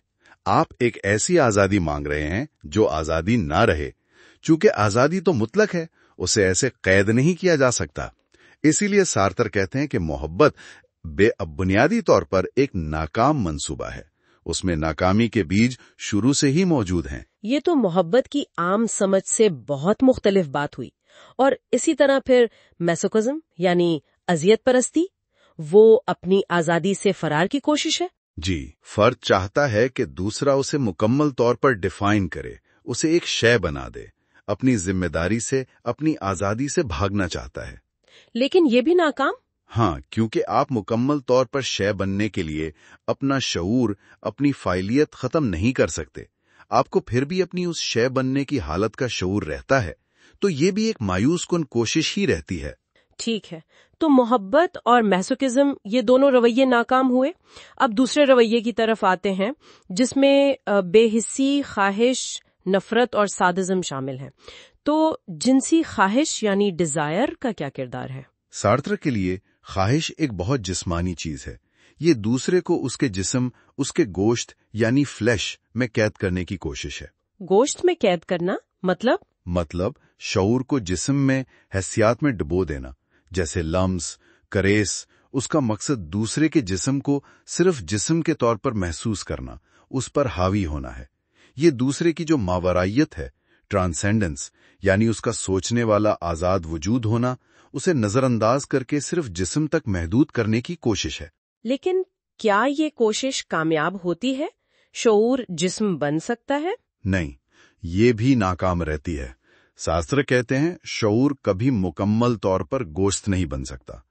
ख्वाहिश अपने उरूज पर पहुंचकर, जैसे ऑर्गेज़म के बाद, खुद ही खत्म हो जाती है और दूसरे की आजादी, उसका अलग थलग वजूद फिर से सामने आ जाता है। समझ गई। और फिर है सेडिज्म, अजियत पसंदी। जी, सेडिज्म में दूसरे की आजादी को मुकम्मल तौर पर नजरअंदाज किया जाता है।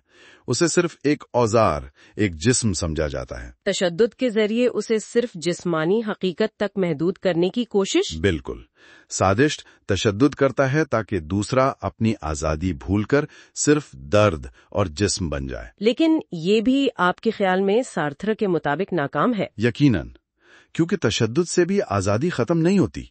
शिकार की जो बर्दाश्त है, उसकी खामोशी या उसकी चीखें भी एक तरह से उसकी आजादी का इजहार बन जाती हैं, जो सादिस्ट के कंट्रोल से बाहर है। वो आजादी को काबू करने के बजाय अक्सर सिर्फ जिस्म को तबाह करने लगता है।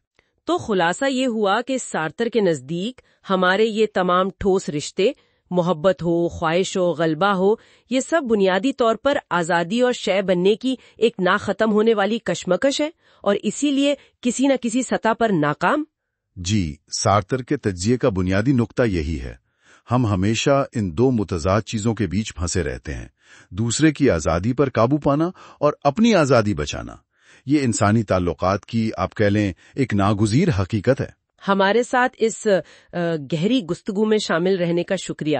دوسروں کے ساتھ ٹھوس تعلقات کا یہ باب واقعی سارتر کے خیالات کو ہماری ذاتی زندگیوں کے بہت قریب لے آتا ہے۔ یہ ظاہر کرتا ہے کہ ہمارے رشتے، چاہے وہ محبت کے ہوں، دوستی کے یا مخالفت کے، وہ کبھی سادہ نہیں ہوتے، ان میں ایک تناؤ ہمیشہ رہتا ہے۔ جی، ہم چاہتے ہیں کہ ہمیں دیکھا جائے، سمجھا جائے، لیکن اپنی آزادی کھوئے بغیر، اور ہم دوسروں پر اثر ڈالنا چاہتے ہیں، انہیں قابو کرنا چاہتے ہیں، مگر اکثر ان کی آزادی کو ٹھیس پہنچائے بغیر یہ ممکن نہیں ہوتا۔ ہمیں زیادہ ہیں۔ بالکل، ہم چاہتے ہیں کہ ہمیں ہماری ذات کے طور پر ایک سبجیکٹ کے طور پر پیار کیا جائے، نہ کہ ایک شے یعنی آبجیکٹ کی طرح، لیکن ہم خود اکثر دوسروں کو جانے انجانے میں اشیاء میں بدل دیتے ہیں۔ شاید یہ نظریہ کچھ لوگوں کو مایوس کن لگے، لیکن شاید یہ انسان ہونے کی جو پیچیدگی ہے اس کا ایک زیادہ ایماندارانہ سامنا بھی ہے کہ ہمارا وجود دوسروں کے ساتھ اور ان کے ذریعے ہی ہے، بھلے اس میں تکلیف اور کشمکش ہو۔ اور یہاں ایک سوال چھوڑ جاتے ہیں سوچنے کے لیے، کیا واقعی ہر انسانی تعلق لازمی طور پر ایک کشمکش ہی ہے، یا سارتر کے تجزیے میں کہیں حقیقی ہم آہنگی یا باہمی شناسائی کی کوئی گنجائش نظر انداز ہو گئی ہے؟ کیا کوئی اور راستہ ممکن ہے؟ اس بارے میں آپ کی کیا رائے ہے؟ ہمیں کامنٹس میں ضرور بتائیے گا اور ہمارے ساتھ رہیے گا، کیونکہ ہم وجود اور عدم کے آخری حصوں کا یہ سفر جاری رکھیں گے جو واقعی جدید فلسفے کے سب سے چیلنجنگ مگر اہم کاموں میں سے ایک ہے۔ Learn with Hamza Yaqoob channel میں خوش آمدید۔ آج ہم ژان پال سارتر کی بہت مشہور کتاب وجود اور عدم یعنی بینگ اینڈ نتھنگنس کے ایک اہم حصے پر بات کر رہے ہیں۔ جی ہاں، ہم اس کے چوتھے حصے ملکیت، عمل اور وجود کے پہلے باب وجود اور عمل، آزادی کو سمجھنے کی کوشش کر رہے ہیں۔ اور یہ باب واقعی بہت اہم ہے نا، کیونکہ یہاں سارتر صرف شعور کی ساخت نہیں دیکھتے۔ بالکل، وہ اس سے آگے بڑھ کر آزادی اور امر کے حقیقی زندہ تجربے پر توجہ دیتے ہیں۔ آزاد ہونے کا اصل مطلب کیا ہے؟ ہمارا ہونا، ہمارا وجود، ہمارے کرنے سے، ہمارے اعمال سے کیسے جڑا ہوا ہے؟ اور سارتر کی جو اصل بات ہے وہ تو کافی حیران کن ہے۔ وہ یہ نہیں کہتے کہ آزادی ہمارے پاس ہے، نہیں، وہ کہتے ہیں کہ آزادی ہی ہمارے وجود کا طریقہ ہے، ہم آزاد ہیں۔ اچھا، تو آئیے دیکھتے ہیں وہ اس نتیجے تک کیسے پہنچتے ہیں۔ وہ کہتے ہیں کہ آزادی کسی بھی عمل کی پہلی شرط ہے۔ یہ کیسے کام کرتا ہے؟ دیکھیں، بات بہت سادہ لیکن گہری ہے۔ کچھ بھی کرنے کے لیے آپ کو پہلے یہ محسوس کرنا پڑتا ہے کہ دنیا میں کوئی کمی ہے، کوئی چیز جو ہونی چاہیے مگر ہے نہیں۔ یعنی جو ہے اور جو ہو سکتا ہے اس میں فرق دیکھنا۔ بالکل، وہ جو ہو سکتا ہے، وہ مقصد جو ابھی حاصل نہیں ہوا، وہ صرف اس لیے ممکن ہے کہ ہمارا شعور حقیقت سے موجودہ حالت سے ایک قدم پیچھے ہٹ سکتا ہے۔ وہ کچھ ایسا تصور کر سکتا ہے جو ابھی نہیں ہے۔ ہاں، یہ پیچھے ہٹنا، یہ تصور کرنا، یہی اپنی بنیادی شکل میں آزادی ہے۔ عمل صرف تبھی شروع ہوتا ہے جب ہم موجودہ صورتحال جو ہمیں شاہل پسند نہیں اور ایک غیر موجود لیکن مطلوبہ صورتحال کے درمیان کا فاصلہ پہچانتے ہیں۔ اچھا، یہ بات تو سمجھ آتی ہے، لیکن عام طور پہ ہم کیا سوچتے ہیں کہ ہمارے محرکات، ہماری وجوہات وہ ہمیں کچھ کرنے پر مجبور کرتی ہیں۔ جیسے آپ نے مثال دی تھی، کم تنخواہ ملی تو مزدور نے ہڑتال کر دی۔ کیا سارتر اس سے اتفاق نہیں کرتے؟ وہ اس خیال کو بالکل الٹ دیتے ہیں، اور یہی ان کی سوچ کا آپ کہہ لیں انقلابی پہلو ہے۔ وہ کہتے ہیں کم تنخواہ خود بخود کوئی وجہ نہیں بنتی، وہ تو بس ایک حقیقت ہے۔ تو پھر وہ محرک کب بنتی ہے؟ وہ محرک تب بنتی ہے جب مزدور آزادانہ طور پر یہ فیصلہ کرتا ہے، یہ انتخاب کرتا ہے کہ یہ صورتحال ناقابل برداشت ہے، اور وہ ایک مختلف مستقبل کا منصوبہ بناتا ہے۔ یعنی ایک بہتر مستقبل کا ارادہ؟ جی، ایک ایسا مستقبل جس کے لیے وہ لڑے گا۔ تو پہلے انتخاب آتا ہے، پہلے منصوبہ بندی آتی ہے، اور پھر وہ انتخاب، وہ منصوبہ اس صورتحال کو، اس کم تنخواہ کو معنی دیتا ہے، اسے ایک وجہ میں بدل دیتا ہے۔ واو، ہم پہلے فیصلہ کرتے ہیں اور پھر اس فیصلے کی روشنی میں وجہ کو وجہ مانتے ہیں۔ अगर ये सच है तो ये तो हमें सीधा सार्त्र के उस मशहूर और कुछ लोगों के लिए डरा देने वाले ख्याल तक ले जाता है, वजूद जो हर से पहले है। बिल्कुल वहीं ले जाता है। इसका अमली मतलब क्या हुआ? क्या ये कि इंसान की कोई बनी बनाई तारीफ नहीं है? जी बिल्कुल यही मतलब है। देखें, जैसे कोई औजार होता है ना, उसे खास मकसद के लिए डिजाइन किया जाता है, उसका जौहर पहले से तय होता है। लेकिन इंसान, सार्त्र कहते हैं, हम दुनिया में बगैर किसी तारीफ के, बगैर किसी मकसद के आते हैं। कोई इंसानी फितरत नहीं, कोई पहले से लिखी हुई इंसानी फितरत नहीं। हम वो हैं जो हम करते हैं, जो हम इंतखाब करते हैं। हम हर लम्हा अपने आप को बना रहे हैं। इसीलिए वो कहते हैं कि हमारे पास आजादी है नहीं, बल्कि हम आजादी हैं। हम आजादी हैं। ये सुनने में तो बहुत ताकतवर लगता है, लेकिन हकीकत पसंदी से सोचें तो उन चीजों का क्या जो हमने नहीं चुने? हमारा माजी, हमारा जिस्म, माहौल, मुआशरा। सार्त्रे उसे वाकियत कहते हैं, फैक्टिसिटी। क्या ये हमारी आजादी को महदूद नहीं करती? सार्त्रे उस वाकियत को मानते हैं, बिल्कुल मानते हैं। ये हमारी दी गई सूरत हाल है, खाम माल समझ लें। लेकिन अहम बात यह है कि इस वाकियत का मतलब, इसकी अहमियत सिर्फ हमारे आजाद मंसूबे, हमारे इंतखाब के जरिए बनती है। इसकी कोई मिसाल? जैसे एक चट्टान है, वो आपके लिए रुकावट सिर्फ तब है जब आपने उस पर चढ़ने का इंतखाब किया हो। अगर आप सिर्फ सैर कर रहे हैं तो वो बस एक पत्थर है। अच्छा। इसी तरह हमारा माजी, हमारे हालात, वो हमें मजबूर नहीं करते। वो सिर्फ वो मैदान फराहम करते हैं जिसमें हमें लाजमी तौर पर इंतखाब करना पड़ता है। आजादी का मतलब ये नहीं कि जो चाहे मिल जाए, बल्कि ये है कि आप अपनी दी गई सूरत हाल के जवाब में खुद को कैसे बनाते हैं, क्या इंतखाब करते हैं। और अगर हम वाकई इतने आजाद हैं, इतने बुनियादी तौर पर, तो इसका एक बहुत, आप कहें, संगीन नतीजा भी निकलता है ना? जी हाँ, ये नाकाबिले फिरार जिम्मेदारी वाली बात। बिल्कुल नाकाबिले फिरार। सार्त्र यहाँ कोई रियायत नहीं देते, कोई बहाना नहीं। चूंकि हम मुसलसल इंतखाब कर रहे हैं, हम हर उस चीज के जिम्मेदार हैं जो हम हैं और जो हम करते हैं। यहाँ तक कि उन चीजों पर हमारे रद्द-ए-अमल के भी जिम्मेदार हैं जो हमारे काबू से बाहर लगती हैं, जैसे जंग। जंग? वो कैसे? वो कहते हैं, जंग मेरी जंग है, क्योंकि मैंने फरार होने या खुदकुशी करने का इंतखाब नहीं किया, बल्कि इसमें शामिल रहने का इंतखाब किया, चाहे मजबूरी में ही सही। ये मुकम्मल जिम्मेदारी का एहसास, ये जानना कि हमारी अकदार, हमारे मानी, उनका वाहिद जरिया हम खुद हैं, कोई ऊपर से नहीं आया। इसी को वो अजियत कहते हैं, एंग्विश। जी, यही अजियत है। ये खुद आजादी का, अपने आप पर मुनहसर होने का चक्कर देने वाला बोझिल एहसास है। ये बात तो वाकई, मतलब, सार्त्रे के पूरे फलसफे में एक अहम मोड़ है। अमल के जरिए आजादी को समझाकर वो हमें दिखा रहे हैं कि हम जिंदगी में सिर्फ किरदार नहीं हैं, हम उसके मुसल्लिफ हैं। सही कहा। हर इशारा, हर फैसला, यहाँ तक के फैसला ना करना भी हमारी इस बुनियादी आजादी का इजहार है। सार्त्रे हमें चैलेंज करते हैं कि बहाने छोड़ दें। कोई इंसानी फितरत, कोई तकदीर, कोई अंदरूनी जौहर नहीं है जो हमें पहले से मुतय्यन कर दे। और वही है जो हम करते हैं, और वो भी जो हम करने से इनकार करते हैं। ये एक सख्त पैगाम लगता है, लेकिन इसमें एक गहरी ताकत भी है, खुद को बनाने की ताकत। हमारे साथ इस गुफ्तगू में शामिल रहने का बहुत शुक्रिया। सार्त्रे की आजादी का ये तसव्वुर समझना, उनकी अखलाकियात, उनकी सियासत और मुस्तनद जिंदगी गुजारने के उनके नजरिए को समझने के लिए बहुत जरूरी है। और जाते जाते एक सवाल, अगर हर फर्द की आजादी इतनी मुकम्मल और मुतलक है, तो क्या एक शख्स की आजादी दूसरे की आजादी से टकराती नहीं? ये एक पेचीदा मसला है जिस पर गौर किया जा सकता है, और सार्त्रे भी बाद में इस पर बात करते हैं। खुशामदीद।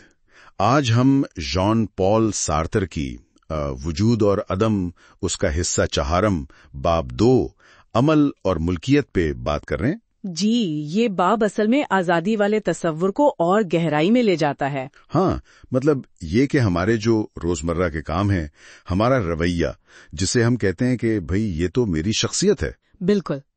सार्त्रे कहती हैं कि ये असल में हमारे इंतखाब हैं, ये कोई पक्की ठक्की चीज नहीं है। جی بالکل، سارتر اس خیال کو پوری طرح رد کرتی ہیں کہ یہ سب ہماری بایولوجی یا ماحول یا کوئی لاشعوری چیزیں طے کرتی ہیں۔ اچھا، ان کے نزدیک تو ہم ہر لمحہ اپنے عمل سے خود کو یوں سمجھیں کہ بنا رہے ہوتے ہیں، خود کو ایجاد کر رہے ہیں ایک طرح سے۔ ہاں بالکل، اسی لیے وہ جو روایتی نفسیات ہے نا، اسے وہ کافی نہیں سمجھتی۔ کیونکہ وہ انسان کو بس چند خواہشوں تک محدود کر دیتی ہے۔ جی، سارتر کہتی ہیں کہ ان ظاہری رویوں کے پیچھے ایک بنیادی آزاد منصوبہ ہوتا ہے، اور اسی کو سمجھنے کے لیے وہ وجودی نفسیاتی تجزیہ کا طریقہ بتاتی ہیں۔ یہ بنیادی منصوبہ یہ کیا چیز ہے؟ کوئی ایسی بات جو ہم خود سے بھی چھپاتے ہیں؟ نہیں، چھپی ہوئی نہیں، یہ تو ہمارے ہونے کا، ہمارے وجود کا حصہ ہے۔ سارتر کہتی ہیں کہ ہر انسان کا ایک بنیادی انتخاب ہوتا ہے جسے مزید توڑا نہیں جا سکتا۔ اور وہ کیا ہے؟ وہ ہے ہونے کی خواہش، مطلب مکمل ہو جانے کی خواہش۔ شعور جسے سارتر اپنے لیے وجود کہتی ہیں، وہ اپنی اصل میں ایک کمی ہے۔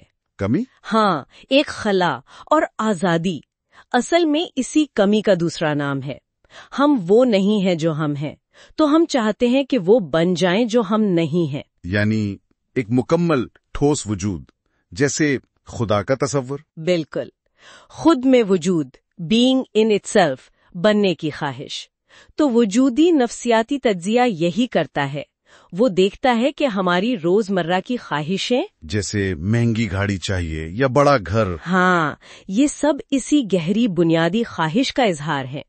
ان چیزوں کے ذریعے ہم دنیا پر ایک طرح کا قبضہ کر کے اپنی کمی کو پورا کرنا چاہتے ہیں، مکمل ہونا چاہتے ہیں۔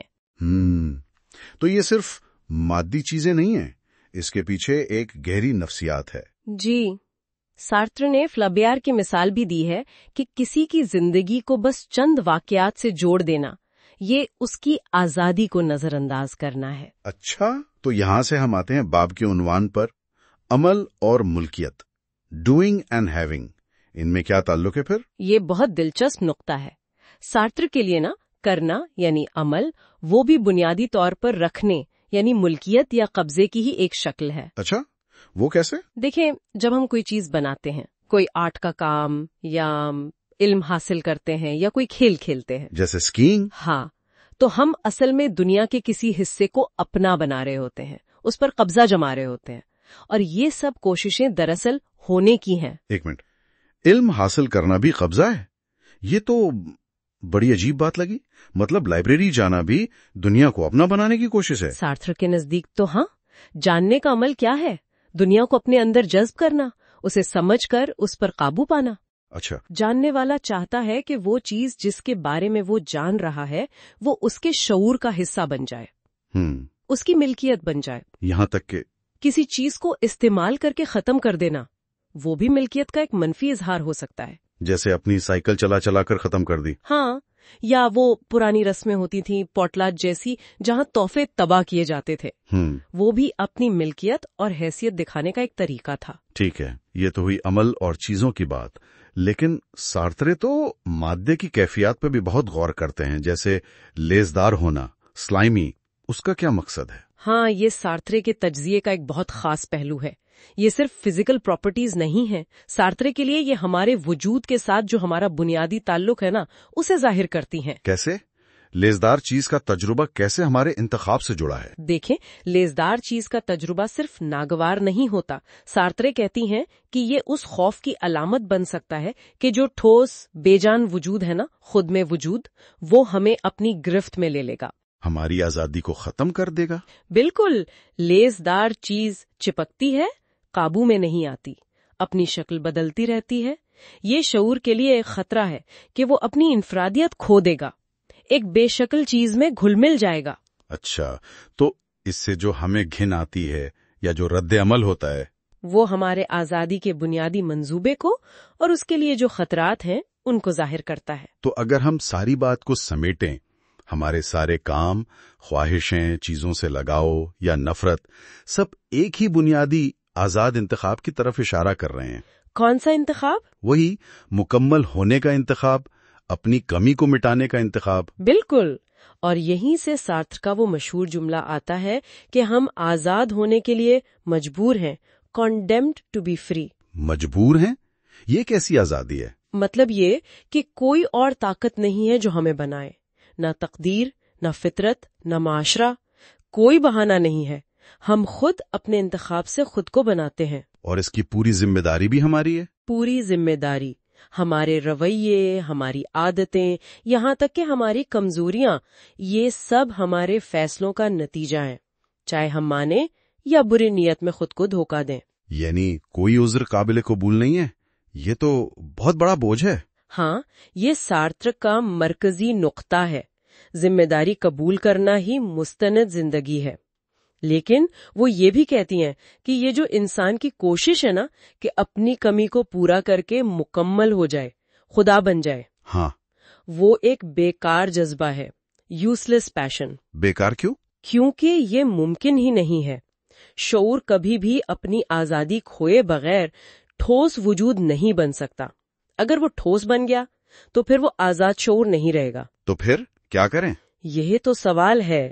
سارتر ہمیں سوچنے پر مجبور کرتے ہیں کہ اس ناگزیر آزادی اور اس ناممکن خواہش کے بیچ ایک بامانی، ایک مستند زندگی کیسے گزاری جائے، یہ ذمہ داری کیسے نبھائی جائے۔ یہ واقعی ایک گہرا سوال ہے، اس پر سوچنا چاہیے۔ بالکل۔ حمزہ یعقوب کے ساتھ سیکھیں چینل میں خوش آمدید۔ آج ہم ایک بہت اہم فلسفیانہ سفر کے بالکل اختتام پر ہیں۔ ژان پال سارتر کی شہرہ آفاق کتاب وجود اور عدم یعنی بینگ اینڈ نتھنگنیس کا آخری حصہ۔ یہ کتاب وجودی فلسفے میں ایک، آپ کہہ سکتی ہیں، سنگ میل ہے۔ جی ہاں، بالکل۔ پچھلی گفتگو میں ہم نے کافی گہرے موضوعات پر بات کی، جیسے بینگ فار اٹ سیلف اور بینگ فار ادرز، بری نیت یا بیڈ فیتھ، آزادی، وقت، ذمہ داری۔ اب لگتا ہے سارتر ان سب دھاگوں کو جوڑ رہے ہیں، انسانی حقیقت کی اصل نوعیت پر اپنے ختمی خیالات پیش کرنے کے لیے۔ جی ہاں، اور یہ صرف آپ کہہ لیں خلاصہ نہیں ہے، یہ اس بنیادی تضاد پر سارتر کا فلسفیانہ بیان ہے جو انسان کے وجود میں ہے نا، کہ ایک طرف تو ہم ٹھوس حقیقت کا حصہ ہیں، لیکن دوسری طرف ہمارا شعور ہمیں اس سے الگ کرتا ہے، جیسے ہمیں کچھ نہیں ہے جو مسلسل کچھ بننے کی کوشش میں لگا ہوا ہے۔ اچھا، تو یہ ایک دلچسپ تضاد ہے۔ اس آخری حصے کے کچھ خاص اہم نقطے کیا ہیں جن پر ہم آج بات کریں گے؟ دیکھیں، اہم نکات میں ایک تو یہ ہے کہ شعور جو ہے وہ ہمیشہ ایک منصوبے کی طرح کام کرتا ہے، مستقبل کی طرف۔ پھر یہ سمجھنا کہ آزادی ہی تمام اقدار کی بنیاد ہے۔ آزادی ہی بنیاد ہے؟ جی، اور اس خیال کو پوری طرح رد کرنا کہ انسان کی کوئی پہلے سے طے شدہ فطرت ہوتی ہے، یعنی سارترے کے وہ مشہور الفاظ وجود جوہر پر مقدم ہے۔ ایگزسٹنس پریسیڈز ایسنس، یعنی ہم پہلے وجود میں آتے ہیں، پھر اپنے عمل سے خود کو بناتے ہیں۔ بالکل، اور اس میں پھر خدا کے تصور کو بھی رد کیا گیا ہے، جس کا مطلب بنتا ہے کہ انسان بالکل اکیلا ہے۔ اکیلا؟ ہاں، لیکن ساتھ ہی مکمل طور پر آزاد بھی۔ یہ آزادی ایک بوجھ بھی ہے اور ایک موقع بھی۔ صحیح۔ اور ایک اور اہم بات یہ کہ خود کو مکمل کرنے کا یہ جو اندرونی منصوبہ ہے نا، یہ کبھی پورا نہیں ہو سکتا۔ ہم ہمیشہ بننے کے عمل میں رہتے ہیں۔ تو کیا یہ مایوسی کی بات نہیں؟ نہیں، سارتر اسے مایوسی نہیں کہتے، وہ اسے ہمت کی دعوت کہتے ہیں کہ ہم اپنی آزادی کا بوجھ اٹھائیں، اپنی اتفاقی حیثیت یعنی کنٹینجنسی کو سمجھیں، اور ایک ایسی دنیا میں جہاں پہلے سے کوئی معنی طے نہیں ہے، خود معنی پیدا کرنے کی ذمہ داری قبول کریں۔ ٹھیک ہے، تو آئیے اس کو ذرا کھولتے ہیں۔ سارترا شروع کرتے ہیں فی نفسہ وجود یعنی بینگ ان اٹ سیلف سے، جو ٹھوس بے شعور حقیقت ہے جیسے پتھر، میز، اور دوسری طرف ہے اپنے لیے وجود یعنی بینگ فار اٹ سیلف، جو باشعور وجود ہے۔ تو شعور وجود میں کیسے آتا ہے؟ سارتر کا کہنا ہے کہ شعور فی نفسہ وجود کی نیستی یا نفی کرنے سے وجود میں آتا ہے۔ مطلب شعور کسی چیز کو وہ نہیں کے طور پر پہچانتا ہے، جیسے میرا یہ سمجھنا کہ میں یہ میز نہیں ہوں۔ اس طرح شعور حقیقت میں ایک خلا، ایک کچھ نہیں کی کیفیت پیدا کرتا ہے۔ اچھا، یہ خود مختار نہیں ہے، یہ ہمیشہ کسی نہ کسی چیز کا شعور ہوتا ہے، یعنی یہ فی نفسہ وجود پر منحصر ہے۔ سے ایک فاصلہ، یہ ایک کمی، ایک خلا ہے جو بھرنے کی کوشش کرتا ہے۔ بالکل یہی، اور یہی شعور کا بنیادی منصوبہ ہے، خود کو مکمل کرنا، اس خلا کو بھرنا۔ سارتر کے مطابق انسان لاشعوری طور پر فی نفسا وجود یعنی ٹھوس حقیقت اور اپنے لیے وجود یعنی شعور، ان دونوں کو ملا کر ایک ناممکن ہستی بننا چاہتا ہے۔ ناممکن ہستی؟ جی، ایک خود کا سبب، انس کاؤزا سوئی، یعنی ایک ایسا وجود جو خود اپنا خالق ہو، جو خود اپنی بنیاد ہو، جو روایتی طور پر خدا کا تصور ہے۔ لیکن آپ نے شروع میں کہا تھا کہ یہ منصوبہ ناکام ہونے کے لیے ہی بنا ہے، یہ کبھی پورا نہیں ہو سکتا۔ جی ہاں، تو پھر اس ناکامی کا نتیجہ کیا نکلتا ہے؟ اسی ناکامی سے وہ وجودی کرب یا اذیت، اینگوش پیدا ہوتی ہے، یہ احساس کہ ہم مکمل نہیں ہیں اور کبھی ہو بھی نہیں سکتے۔ لیکن یہی ناکامی ہماری آزادی کی بنیاد بھی ہے۔ اچھا، وہ کیسے؟ کیونکہ دیکھیں، کوئی پہلے سے طے شدہ انسانی فطرت نہیں، کوئی خدا نہیں جو ہمیں بتائے کہ کیا بننا ہے، اور خود کو مکمل کرنے کا منصوبہ بھی ناممکن ہے۔ تو اس لیے ہم اپنے راستے، اپنی اقدار چننے کے لیے پوری طرح آزاد ہیں اور ذمہ دار بھی۔ اگر خود کو مکمل کرنے کا منصوبہ ناکام ہو جاتا ہے تو پھر اقدار کہاں سے آتی ہیں؟ کیا مطلب ہے کہ ہماری آزادی ہی تمام اقدار کی بنیاد ہے، کوئی باہر سے یا پہلے سے موجود قدر نہیں؟ جی ہاں، سارتر کا یہی موقف ہے۔ آزادی اپنی قدر خود منتخب کرتی ہے، اقدار کہیں باہر سے نہیں آتی، وہ ہماری کمی یعنی لیک کے احساس سے پیدا ہوتی ہیں، اس شعور سے کہ ہم کیا نہیں ہیں اور کیا بننا چاہتے ہیں۔ سارتر کے الفاظ میں انسان آزاد ہونے پر مجبور ہے، کنڈیمڈ ٹو بی فری، ہر لمحہ ایک انتخاب ہے۔ لیکن کیا یہ آزادی کا تصور تھوڑا غیر حقیقی نہیں لگتا؟ مطلب روزمرہ زندگی میں تو ہمیں بہت سی مجبوریاں نظر آتی ہیں، حالات کی رکاوٹیں، کیا سارتر ان کو نظر انداز کر دیتے ہیں؟ نہیں، سارتر حقیقت پسند ہے، وہ صورتحال یا سچویشن کی بات کرتے ہیں۔ ہماری آزادی مطلق نہیں ہے، یہ ہمیشہ ایک مخصوص صورتحال کے اندر ہوتی ہے۔ ہماری پیدائش، ہمارا جسم، ہمارا ماضی، سماجی حالات، یہ سب حقائق ہیں، فیکٹسٹی، جنہیں ہم بدل نہیں سکتے۔ ٹھیک، لیکن ہم ان حقائق کو کیا معنی دیتے ہیں، ان پر کیا رد عمل ظاہر کرتے ہیں، یہ ہمارا انتخاب ہے، یہ ہماری آزادی ہے۔ آزادی ان حقائق سے انکار میں نہیں، بلکہ ان کے اندر رہتے ہوئے اپنے آپ کو بنانے میں ہے۔ اور جب ہم اس ذمہ داری سے بھاگتے ہیں تو سارتر اسے بری نیت یا بیڈ فیتھ کہتے ہیں، جیسے یہ کہہ دینا کہ میں تو بس ایسا ہی ہوں یا حالات نے مجبور کر دیا۔ بالکل، یہ خود کو ایک شے سمجھنا ہے، اپنی آزادی، اپنے انتخاب کرنے کی صلاحیت سے انکار کرنا۔ اور وجودی نفسیاتی تجزیہ جو ہے وہ اسی بنیادی منصوبے کو، یعنی خدا بننے کی وہ ناممکن خواہش اور اس آزادی سے فرار کی جو مختلف صورتیں ہیں، انہیں سمجھنے کی کوشش کرتا ہے۔ تو اس غیر معمولی فکری سفر کے اختتام پر سارتر ہمیں کہاں لا کھڑا کرتے ہیں؟ کیا پیغام ہے آخر میں؟ دیکھیں، وجود اور عدم کا اختتام سارتر کا حتمی فلسفیانہ چیلنج ہے۔ وہ کہتے ہیں، کوئی خدا نہیں جو ہمیں بچائے، کوئی پہلے سے لکھی تقدیر یا فطرت نہیں، کوئی بیرونی سہارا نہیں، صرف ہم ہیں، ہماری تنہائی اور ہماری آزادی۔ سننے میں یہ کافی تاریک سا لگتا ہے شاید؟ ہاں، پہلی نظر میں شاید لگے، لیکن سارتر کے نزدیک یہ تاریک نہیں بلکہ یہ طاقتور ہے، کیونکہ ہم آزاد ہیں، اور اسی آزادی میں ہماری عظمت ہے، ہمارا کرب بھی ہے، اور ہماری تخلیقی صلاحیت بھی پوشیدہ ہے۔ سارتر کوئی آسان تسلیاں نہیں دیتے، وہ ہمیں دکھاتے ہیں کہ وجود ایک منصوبہ ہے، ایک مسلسل انتخاب، ایک بھاری ذمہ داری۔ یعنی ہماری زندگیاں پہلے سے طے شدہ نہیں ہیں، انہیں ایجاد کیا جاتا ہے، اور اسی ایجاد کرنے کے عمل میں ہم خود یہ وضاحت کرتے ہیں کہ انسان ہونے کا کیا مطلب ہے۔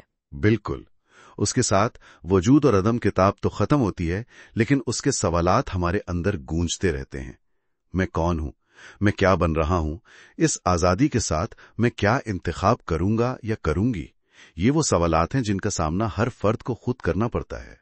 سارتر کے ان خیالات پر آپ کیا سوچتے ہیں؟ اپنے خیالات نیچے تبصروں میں ضرور بتائیے گا، اور یہ بھی بتائیں کہ آپ اگلی کون سی فلسفیانہ کتاب یا موضوع پر گفتگو سننا پسند کریں گے۔ اس فکری سفر کا حصہ بننے کا شکریہ۔